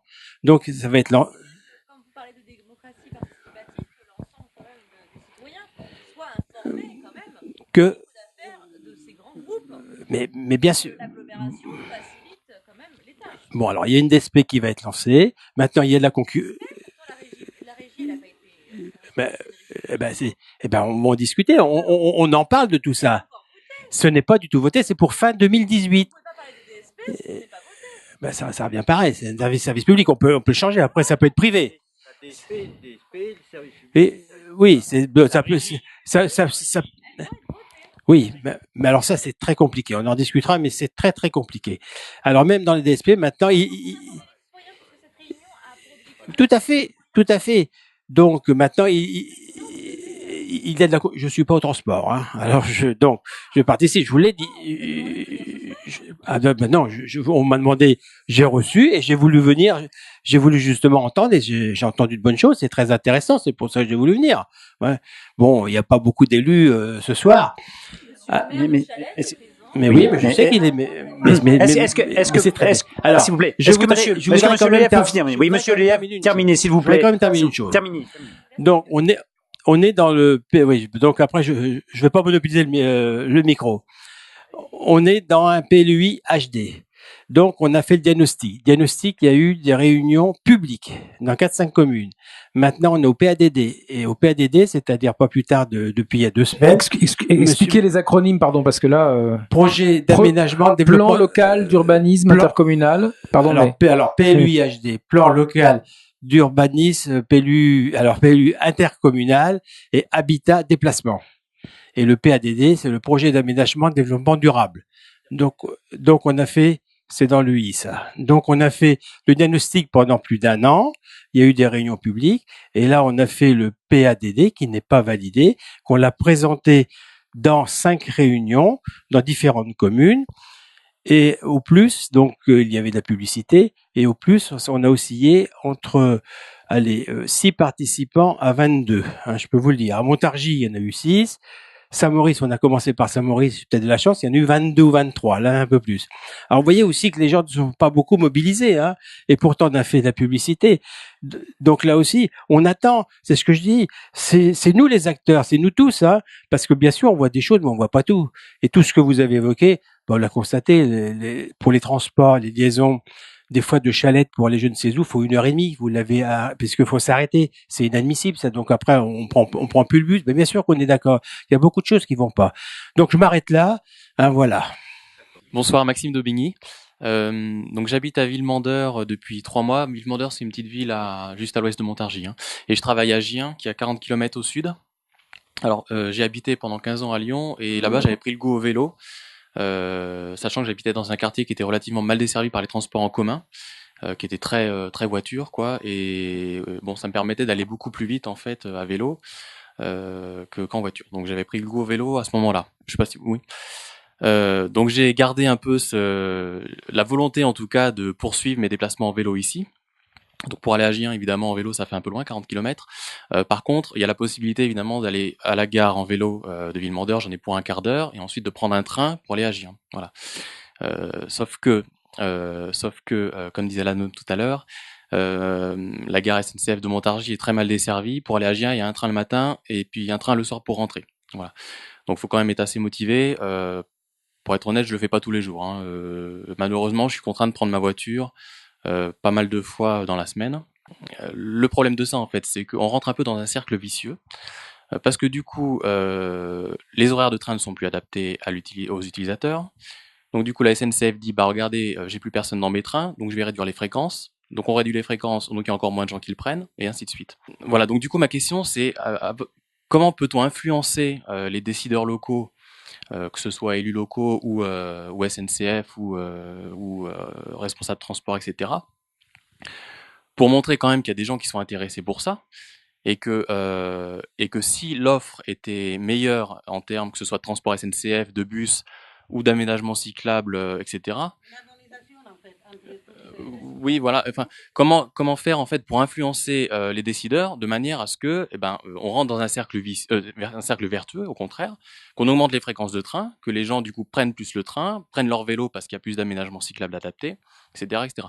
Alors à Lyon, j'avais fait une pétition qui avait rassemblé 5000 signatures, qui avait un petit peu fait bouger les choses. Là, il y avait Gérard Collomb qui m'avait répondu qu'il allait faire avancer le sujet quand même. Bon, du coup, Collomb est parti à Paris, moi j'arrive ici, donc je sais pas trop ce que ça a donné maintenant. C'est dans quel quartier de Lyon? Le 5e, c'est les hauteurs de Lyon, Point du Jour, etc., si vous connaissez. Alors je sais pas si c'est la bonne solution, j'en sais rien, mais en tout cas, voilà, je voulais un petit peu avoir votre position par rapport à ça, comment faire avancer les choses, quoi. Cyril Darbier, je suis autocariste transporteur. Donc j'interviens pour la région et je suis aussi sous-traitant du réseau urbain. Effectivement, il y a une DSP qui arrive. Maintenant, il y a eu beaucoup de choses de dites. Je souhaiterais bien préciser les choses. La différence avec la région parisienne, c'est déjà une notion de financement. Le versement transport en région parisienne, toutes les entreprises cotisent et ces financements sont directement orientés pour le STIF, qui s'appelle le syndicat aujourd'hui qui a évolué, je l'ai plus en tête, mais en tout cas, le syndicat des transports d'Île-de-France, le STIF qui finance autocars, autobus, les transports lourds, et ils sont en dehors de la loi d'orientation de transport intérieur qui s'appelle la LOTI, qui est celle qui régit tous les autres transports ailleurs en France. Donc c'est pour l'information des personnes. Et il y a une réelle différence dans le sens où les financements sont beaucoup plus cloisonnés, et on a bien vu cette différence entre la région et l'agglomération. On se retrouve donc avec des financements et des circuits de décision qui sont complètement déconnectés les uns des autres, avec à l'intérieur des divisions, comme on a pu voir des tensions, plutôt qu'une recherche d'une logique collégiale pour atteindre un objectif commun, et sachant que chacun tire un petit peu les draps à soi, c'est logique. Maintenant, on se retrouve sur ce cloisonné administratif, des financements qui sont parsemés, la solution de dire régie à la place d'un délégataire de service public, c'est longtemps exprimé. Seulement l'expertise des gros opérateurs donc ont quand même des connaissances, des expériences, de choses qui ont fonctionné ailleurs et qui peuvent être appliquées ici. Il faut savoir qu'à Montargis, nous sommes un petit laboratoire, je vous le dis, pour Keolis, qui fait pas mal d'expérimentations, qui ne font pas payer et qui vont faire payer dans d'autres villes de France. Le paiement par SMS des titres, par exemple, le signalement du avance-retard qui peut avoir lieu à certains arrêts, tout ça, ce sont des expérimentations qui ont été mis en avant et pas du tout payées par soit l'impôt, soit les personnes qui travaillent dans le transport. Donc je voudrais pas être trop long parce que c'est un sujet très très vaste, sachant que c'est le cloisonné administratif, le cloisonné politique, le cloisonné de financement qui nous amène aussi dans une espèce d'écueil où effectivement le réseau de transport à Mélis qu'on connaît aujourd'hui, l'urbain ici, tire ses origines de quelqu'un qui était un privé, qui s'appelait Monsieur Simon, qui avant la LOTI avait déjà monté les 2 premières lignes qui sont aujourd'hui la ligne 1 et la ligne 3, je crois. Et c'est lui qui l'a fait. Nous, au niveau des autocars, nous faisions des transports de salariés aux usines que les usines finançaient. Quand ils ont fait les CHCT et ainsi de suite, les réunions en entreprise, les personnes préféraient être dédommagées de leurs frais de voiture plutôt que de bénéficier d'un service de transport. Donc ce sont des choix qui ont été arbitrés il y a quelques années maintenant. Aujourd'hui, on en récolte les fruits. La solution qui pourrait apporter à Chalette et à pas mal de personnes serait de réellement réinventer la circulation des autobus. Hein. Là, on parle de bus urbains dans la ville. Ce sont on va dire des ailes de papillon, voilà, qui peuvent aller et j'en ai parlé à droite à gauche, mais ça pas forcément. Et j'ai pas les moyens, moi, de répondre forcément à un appel d'offres. C'est entre 40 et 100 000 euros, hein, rien que pour répondre à un appel d'offres. C'est-à-dire, je mise pour voir. Et on peut vous dire du jour au lendemain, vous êtes trop cher, ça ne m'intéresse pas. Donc, c'est ambitieux si jamais je voulais y aller. Mais en tout cas, la solution existe. Ce sont des petites boucles interquartiers avec une armature centrale qui est sur la logique de l'axe des zones commerciales vers le centre-ville et justement avec la gare en pôle, où on peut effectivement ne plus avoir cette respiration, c'est-à-dire on se retrouve tous à Mirabeau, puis on a les correspondances et on s'en va. Ces petites boucles, ce sont des pôles de correspondance intermédiaires, mais là par contre, c'est comment l'expliquer clairement aux habitants qui vont se retrouver. Moi, la ligne 1, je sais ce que c'est, ça va de tel endroit à tel endroit, et c'est clair. Le système de boucle est plus difficile et délicat à voir. Moi, après, ma question, c'était juste sur l'aspect touristique de toutes les villes de France et de Navarre qui souffrent de la désertification progressive. Au niveau du tourisme, il y a ce qu'on appelle des taxes de séjour de toutes les personnes qui viennent acheter louer une chambre d'hôtel la nuit. C'est complètement opaque ce qui se passe derrière, c'est-à-dire que ces budgets-là ne sont pas alloués à des objectifs premiers qui sont, si on est capable de bien recevoir les touristes, on va être capable aussi de bien donner un service aux habitants du secteur. Donc c'est très très vaste. Je crois qu'une soirée ne suffirait pas. Mais je suis à disposition d'en parler avec qui que ce soit, mais c'est beaucoup plus complexe que se dire il suffirait de mettre ça gratuit, il suffirait non, ce n'est pas le cas. Et la SNCF a sa responsabilité d'avoir effectivement laissé peut-être dépérir les installations. Merci. On a Monsieur Merget, Monsieur Merget, alors moi c'est pas une question qui a déjà été abordée là. Non, en fait parce que c'est juste un petit, c'est parce que pour répondre là il y a beaucoup de questions. Mais allez-y rapidement, Monsieur le Maire, s'il vous plaît. Non mais je crois qu'on prendra un tour de parole. Mais c'est compliqué. C'est compliqué après de répondre et parce qu'il y a beaucoup d'interventions dans des domaines différents, donc il faut aussi pouvoir organiser la réponse. Hein, voilà. Oui, simplement, je reviens pas sur le fond. Moi, je suis d'accord. D'abord, je vous remercie d'avoir organisé cette réunion. Je suis d'accord sur le fond avec un grand nombre de choses qui viennent d'être dites, et on pourrait aller sur plein d'autres problématiques. Là, on focalise sur le transport public, mais bon, on parle de mobilité évidemment, et on l'oublie pas, et tout ce qui implique la mobilité. Non, moi, je vais intervenir sur l'urgence. On est à un moment politique dans la renouvellement de la DSP où il y a peu de temps devant nous pour informer la population sur les enjeux de cette DSP et qui va nous engager pour 6 ans. Voilà, il y a un conseil d'agglo le 21 où il était prévu qu'on délibère sur ou non sur le mode de gestion, DSP ou autre mode de gestion, régie. Je pense que les interrogations suscitées et la réunion de ce soir le montrent autour de cette DSP fait que finalement le 21 on débattra pas de ça et il y aura un conseil communautaire extraordinaire le 25 janvier pour débattre du mode de gestion et finalement arrêter dans la foulée le cahier des charges. Ce que je veux dire, c'est que il nous reste peu de temps pour informer la population, mobiliser les citoyens autour des enjeux qu'il y a dans cette DSP et pour la délégation de service aujourd'hui. Eh bien, écoutez, il y a deux façons de gérer un service public. On l'a eu ce débat autour de l'eau. Malheureusement, il a été bâclé aussi. C'était l'eau ou le transport. Est-ce qu'on le gère en direct avec les moyens de la collectivité, humains, matériels, financiers, ou on en confie la gestion à un délégataire privé? Voilà. Et en l'occurrence, une DSP comme celle-là, le délégataire amène uniquement un savoir-faire, puisque tous les investissements, quasiment, sont à la charge de l'agglomération, comme dans la DSP de l'eau. Donc, on a peu de temps pour mobiliser et surtout que l'agglo entende ce que veulent les citoyens, ce que veulent les habitants.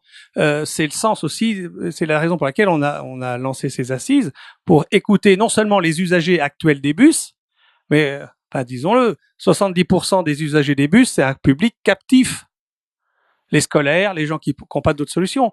Or, nous tous ici, on veut que le bus soit un mode de vie, les transports, pas que le bus, mais toutes les formes de mobilité alternatives à la voiture, ça, c'est un nouveau mode de vie. Et pour remettre la voiture à sa juste place, parce qu'on a construit depuis 50 ans la ville autour de la voiture. C'est les plans d'occupation des sols avec les zonages. On a construit des immeubles sociaux où on a concentré les habitants à un endroit. On a construit des zones industrielles à un autre endroit, des zones commerciales à un troisième endroit, et on a construit des routes et des autoroutes pour relier tout ça. Voilà, au détriment des cœurs d'agglo, des cœurs de ville, des cœurs de village. C'est comme ça. Et c'est bien cette logique-là qu'il faut absolument remettre en cause et donc revoir nos modes de consommation, nos modes de production, nos modes de déplacement. Bref, le mode de déplacement, c'est aussi un nouveau mode de vie qu'il faut promouvoir. Bref, et pour cela, dans nos villes, dans l'agglomération, comme l'a souligné l'intervenant, on est dans une agglomération multipolaire. Les trois grandes villes ont la même taille. C'est pas la même chose quand vous avez une ville-centre d'agglomération qui totalise 70 ou 80% de la population. Là, on a trois villes équivalentes. Donc, le réseau, il doit tenir compte de ça. On a peu de temps. Moi, je vous invite donc, évidemment, à utiliser votre voix de citoyen et les voix que vous voulez pour continuer à recueillir l'avis des citoyens et la porter à l'agglomération, par exemple le 21 décembre, par exemple le 25 janvier, pour que les élus que nous sommes, Lise, Gabriel est là, Monsieur Lelièvre est là, je vais vous dire, on est peu entendu. Et les enjeux, ils sont énormes. L'agglo aujourd'hui, moi j'ai fait un comité de pilotage il y a une semaine, le président de l'agglo aujourd'hui n'est pas décidé à mettre un rond de plus dans cette DSP. Ce qui veut dire que on a nos trois lignes. La question de refondre le réseau, il est posé. Faut des moyens matériels, faut des moyens financiers pour développer les réseaux. Sinon, on va se retrouver avec à quelques aménagements marginaux près, avec le même système de bus qui ne répond pas à la demande des citoyens. Donc, on achète à peine un bus par an. On a un réseau qui vieillit.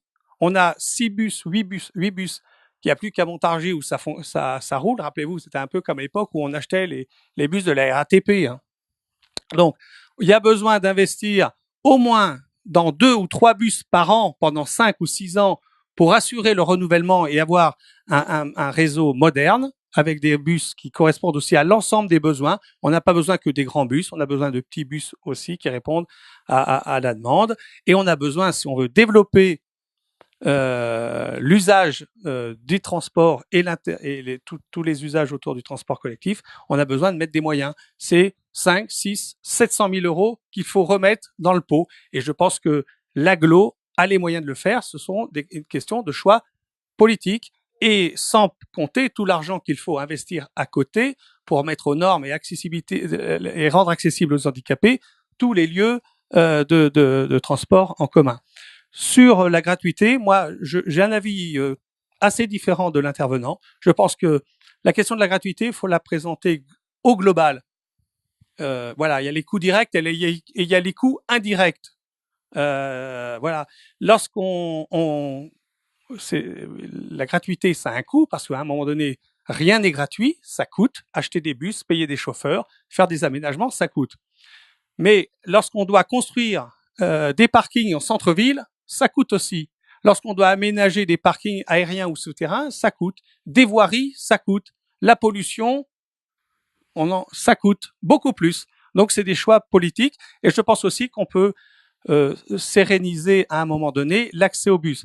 Mais en tout cas, la gratuité, elle ne peut pas fonctionner, ça c'est sûr, en termes d'usage et de pratique, si on gèle le réseau au nom de la gratuité, puisque ça devient gratuit, on a moins d'argent. Donc, on ne fait plus rien. Et c'est sûr que si on fait la gratuité en ne bougeant rien, le réseau est voué à la mort. Donc, non seulement il faut porter des projets ambitieux. La gratuité, elle doit s'accompagner aussi du développement. Donc, il faut des moyens. Voilà. Luc Bellière. Donc, moi, je reviens plutôt au vélo parce que c'est une association de vélo. Donc, revenons au vélo. On a de la chance ici. On a un territoire qui est vraiment sympa pour le vélo, puisque tout le long du canal, c'est très bien fait. C'est un gros avantage. Donc, j'habite Sepois et je peux me rendre à Amilly ou Moulin-Bardin sans voir une voiture. C'est parfait. Le problème, c'est que moi, j'ai mon entreprise à Villemandeur, sur la zone industrielle. Et je peux vous dire que jusqu'à Montargis, c'est parfait. Et après, c'est galère. Parce que la rue du Vieux-Bourg, les voitures, la circulation, etc.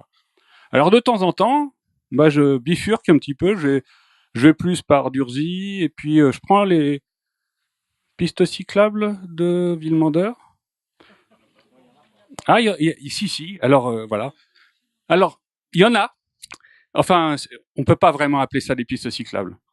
Parce que c'est une ligne de peinture intermittente qui délimite la partie la moins carrossable de la route, qui est réservée au vélo.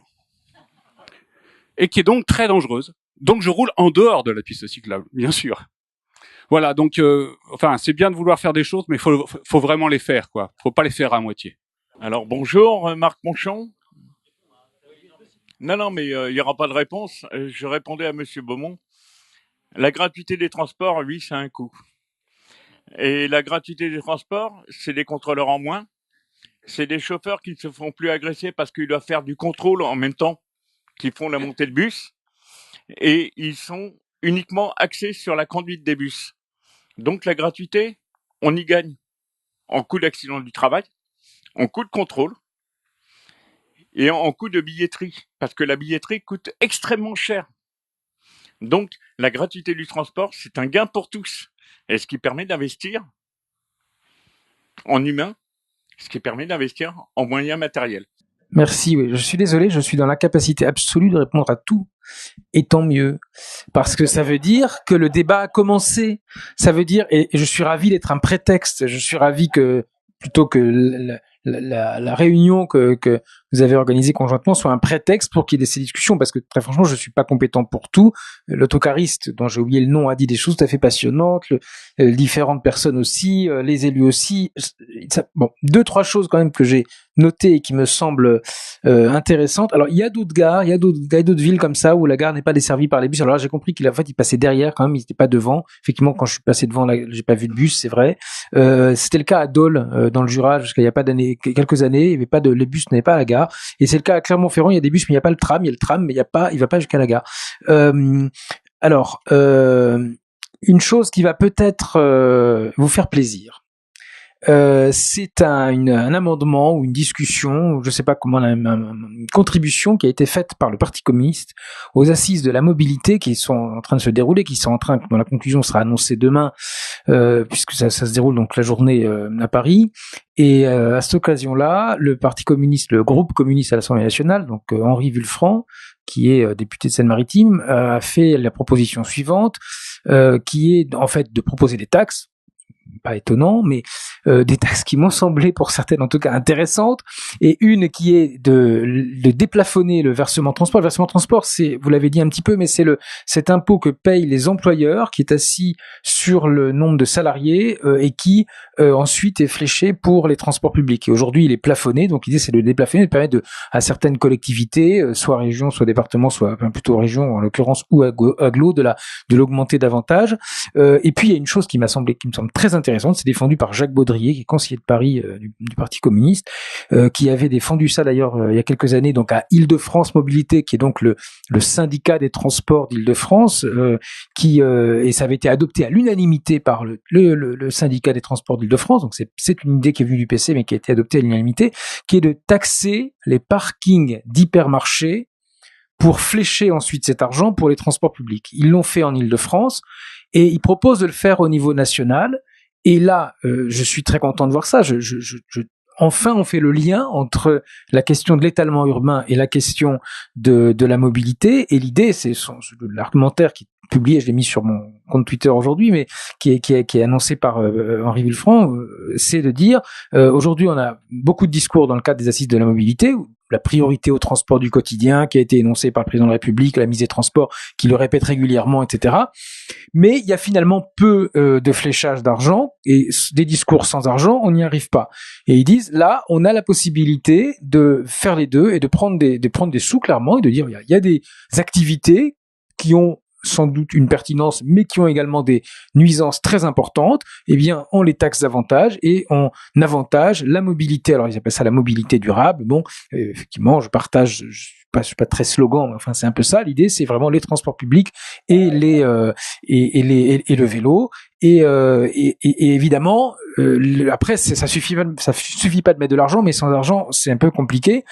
Le vélo, c'est tout à fait, c'est peu coûteux par rapport à toute une série de politiques, mais ça coûte pas rien non plus, parce que si on dit on a 0 pour le vélo sous prétexte que ça coûte trop cher, on fera rien parce qu'il y aura toujours le prétexte, ça n'intéressera personne non plus. Même dans les services, parmi les élus, un truc à 0 € ou à 100 € par an, ça intéresse personne. Par contre, un truc avec un certain budget et avec une ingéniosité, etc., ça commence à intéresser les gens, et puis avec assez peu d'argent, on peut avoir une efficacité redoutable. La Fédération des usagers de la bicyclette, donc le lobby vélo, on peut dire ça, qui regroupe 250 associations locales, dont Vélov ici, a demandé 200 millions d'euros par an au gouvernement pour lancer des infrastructures, pour lancer surtout ce qu'ils appellent un appel à projet. C'est-à-dire l'idée, c'est qu'un certain nombre de villes se portent candidates pour faire des infrastructures vélo de A à Z. Et d'un bout à l'autre, ou de A à V pour l'agglomération ici, mais c'est donc l'idée, c'est les agglomérations qui se porteraient candidates serait financé pour faire l'ensemble de ce plan vélo. Je sais pas si Montargis le ferait en l'occurrence, mais en tout cas, ça pourrait être intéressant. Et alors, il y a une autre chose qui va moins vous faire plaisir, je suis désolé, mais je pense que je vais citer votre phrase, monsieur le maire de Chalette. On a fait du zonage depuis 50 ans, on a fait du tout voiture, il faut revoir nos modes de consommation, nos modes de production, nos modes de déplacement. Je vais dire ça vendredi au maire de Saint-Martin-d'Air, dans l'Isère, qui est de votre parti et qui veut faire un nouveau centre commercial à Saint-Martin-d'Air, alors que l'ensemble de l'agglomération, c'est assez compliqué à Grenoble, mais le maire écolo de Grenoble, les élus de droite de l'agglomération et puis le front de gauche sont contre, mais le PC est pour et le PS pour l'instant est en train d'hésiter. Donc je vais expliquer que voilà, le maire est pour, mais il est soutenu par les autres. Saint-Martin-d'Air, mais il est soutenu par, vous connaissez sans doute la situation de Grenoble, celui de Fontaine et celui de je sais. D'accord, mais je leur dirai. Oui, mais je leur dirai aussi. Vous avez, oui, c'est très intéressant, mais voilà. Donc, je leur dirai aussi, voilà, je pense qu'il y a, simplement, je reviens sur l'histoire de gratuité aussi. À Sens, dans Lyon, il y avait la gratuité pour les scolaires. Mais seulement en période scolaire. C'est logique. On part du principe que ça doit être gratuit pour quand ils vont à l'école. Résultat pratique, dès qu'ils étaient en vacances, ils sont quand même en vacances à certains temps, mais ils prenaient plus le bus parce qu'il fallait payer et que les parents voulaient pas leur. Donc là, ils ont changé ça. Ils ont dit on fait payer les collégiens. Par contre, c'est tout le temps. Ils ont un tarif préférentiel quand même assez bas, mais par contre, ils peuvent le prendre tout le temps. Et donc, ça veut dire qu'ils le prennent, le bus, y compris pour, pendant les vacances, aller faire autre chose, se croiser, etc., etc. Et ça me semble plus intelligent, plus incitatif, parce qu'il faut faire aussi aimer les transports publics et amener les gens à les utiliser, pas seulement pour le travail, à les utiliser, avoir ce réflexe transport public. Merci. Merci. Je voudrais prendre la parole 2-3 minutes pour ne pas conclure. D'abord, j'ai été titillé un petit peu en tant qu'historien. J'ai juste une petite remarque à propos des voies ferrées désaffectées du 19e siècle. Il y a une chose qu'on a oubliée à propos du 19e siècle, c'est le prof d'histoire géo qui parle, c'est que au moment où on a développé les voies ferrées, on a tué la marine. C'est-à-dire la marine le long des canaux, des voies d'eau, et il y a une activité de marinier qui a disparu. Quand à un moment, on pense le tout voie ferrée, ça peut être aussi, même des fois, on a parlé de voie ferrée électorale. Voilà. On a aussi on a accéléré l'exode rural. Il y a des campagnes qui se sont vidées. Peut-être que ça devait se faire, ça s'est fait plus vite. Mais voilà. À un moment, on pensait le tout voie ferrée. À un moment, on a pensé le tout voiture, etc. J'espère que demain, on va pas penser non plus le tout vélo. Voilà. Donc, on n'est pas dans le tout vélo non plus. On a des choix, et je voudrais réfléchir un petit peu sur la politique, sur les choix qu'on a à faire aujourd'hui, à Montargis comme ailleurs. On a des choix politiques à faire, et ces choix politiques, eh bien, c'est arbitrer sur des contraintes et sur le temps. Et le temps qui, pour certains, nous est compté. Monsieur le maire de Chalette nous a dit, voilà, c'est urgent, c'est maintenant, c'est dans un mois. Et puis, c'est à moyen terme, à long terme, voilà. À chacun de percevoir ces différentes échelles de temps, et pas seulement les échelles de quartier, mais les échelles de temps sur lesquelles on peut s'inscrire, voilà. Je ne veux pas conclure, je veux donc vous inviter à ce que on puisse se retrouver, et pourquoi pas tout de suite maintenant, autour d'un livre qui est là et qui vous attend et qui vous tend les bras si vous voulez l'acheter. Je crois que vous avez peut-être eu un intérêt, voilà, pour l'acheter. Les libraires du Hérisson attendent depuis tout à l'heure et vous le proposent. On peut se retrouver aussi autour d'un verre, parce que la séance aujourd'hui, ça nous a coûté un petit peu aux deux associations. Ce que l'on propose, et puisqu'on utilise gratuitement cette salle, tout simplement, c'est de prendre une consommation au bar qui est à côté, de façon, et puis on peut échanger autour d'un verre, bien sûr, et puis échanger aussi sur ce que l'on veut faire. Pourquoi pas une association, certains ont parlé de pétition, d'autres d'associations, je ne sais pas. Peut-être que, voilà, des choses et des échanges peuvent se faire là, maintenant, puisque le débat a commencé, hein, voilà. Et c'était bien l'objectif, c'est bien pour ça qu'on vous a fait venir. Tu voulais prendre la parole? Oui. Le président, je ne sais pas si Edouard. Oui, parce que du coup, j'ai essayé d'intervenir, mais comme les débats étaient riches, je vous ai laissé parler. Du coup, juste, parce que j'ai entendu du coup toutes vos remarques, ça me faisait penser à un film, justement, puisque comme l'a dit Olivier Rasmont et Paul-Olivier Masson, c'est un problème qui n'est pas uniquement local, mais qui est global dans toutes les villes de France, à peu près de taille moyenne ou d'autres. Ça me fait penser au titre d'un film qui est plutôt tourné sur l'agriculture et sur le bio, mais qui est Solution locale pour un désordre global. En fait, le problème est global, mais c'est à nous aussi de trouver la solution au niveau local à ce problème de mobilité. On est bien dans un problème de mobilité au sens large et pas uniquement de transport public, parce que c'est surtout là-dessus qu'on a axé le débat. Mais comme il a été demandé tout à l'heure, qui est l'organisme à qui il faut s'adresser en matière de transport? C'est l'agglomération, mais à partir du 1er janvier, ce ne sera pas uniquement en matière de transport, en matière de mobilité, puisqu'on passe d'une autorité organisatrice des transports à une autorité organisatrice des mobilités au sens large, donc y compris les mobilités douces, piétons, cycles, personnes à mobilité réduite, etc., etc. On a parlé des discontinuités cyclables, on a parlé des discontinuités pour les piétons, mais aussi pour les bus. Le problème que, voilà, le bus dessert pas forcément la gare, ou alors le problème aussi pour ceux qui ne sont pas du coin, je pense à Olivier Rasmont, c'est que le bus qui dessert la gare dessert aussi l'hôpital, et que du coup, quand on est à la gare, si c'est la ligne qui va après l'hôpital, faut attendre celui qui va dans l'autre sens pour aller en ville. Et ça, c'est dû au point de rupture, parce que les points de rupture, c'est quoi finalement? C'est que sur notre territoire, on a principalement nos voies de déplacement qui sont réfléchies sur un axe nord-sud, en fait. Et du coup, on a la vallée du Loing, on a la départementale, on a la voie ferrée. Et du coup, à chaque fois, on a des points de rupture parce que tout est centralisé sur quelques ouvrages, des ponts, généralement. Et du coup, tout passe par ces ponts. Et du coup, la bourg de Chalette est généralement toujours plein aux heures de pointe parce que c'est un des seuls endroits où on peut pas aller de l'est à l'ouest de l'agglomération. Et donc, il est vraiment important qu'on résorbe ces points de rupture, voire qu'on crée de nouveaux points, du coup, de traversée de toutes ces zones blanches pour l'instant. Donc voilà, et donc un des problèmes qui n'a pas vraiment été abordé, mais qui est quand même revenu de manière plus ou moins évidente, c'est aussi l'intermodalité. Le problème que à chaque fois quand j'arrive à la gare, j'ai pas forcément un bus qui m'attend pour aller en ville quand le train arrive, alors que pourtant il y en a pas un toutes les 5 minutes, hein, voilà, plutôt un par heure. Donc du coup, si on pouvait avoir au moins un bus qui nous ramène quand le train arrive en gare jusqu'en centre-ville, ce serait l'idéal. Le problème aussi, que tout est centralisé sur Mirabeau à l'heure actuelle. Alors que si on avait au moins 2 petits pôles d'intermodalité un peu plus réduits, mais sur Chalette et sur Amilly, où de ces points de centre, on aurait des bus, des navettes gratuites, ou alors des navettes qui rayonnent, comme c'est le cas actuellement depuis Montargis, mais depuis les cœurs de ville, vers le Vézine, vers Saint-Gobain ou autre, et puis à l'inverse Amilly, vers Gros-Moulin, etc., de manière à pas tout centraliser sur Mirabeau qui sature à l'heure actuelle. Voilà. Donc je pense que c'est pas mal de réflexions à avoir. Nous on travaille du coup, et c'est aussi pour ça que Vélo Véla, on n'est pas uniquement là pour accompagner et faire des balades à vélo ou des véloparades comme vous avez la photo sur le diaporama à côté de moi. On est là aussi pour accompagner les élus, et c'est pour ça qu'on travaille aussi avec l'agglomération sur le PLU-IHD, plan local d'urbanisme intercommunal, le plan local de l'habitat et de déplacement, maintenant on le connaît, ou sur le PAD, le projet d'aménagement de développement durable, pour lequel on a rédigé un document de 30 pages qu'on peut pas rendre public pour l'instant parce qu'il révèle des choses top secrète. Donc, tant que le document ne sera pas rendu public, on ne pourra pas en parler.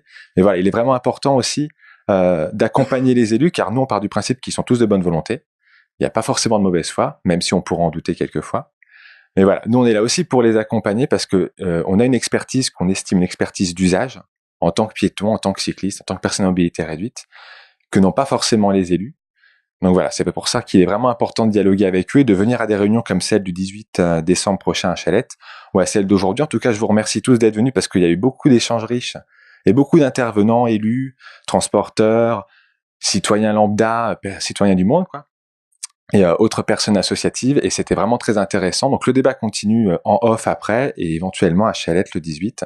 Et pour les autres, ça peut être sur les réseaux sociaux ou de manière informelle un peu plus tard. Voilà. Merci en tout cas à tous. Merci.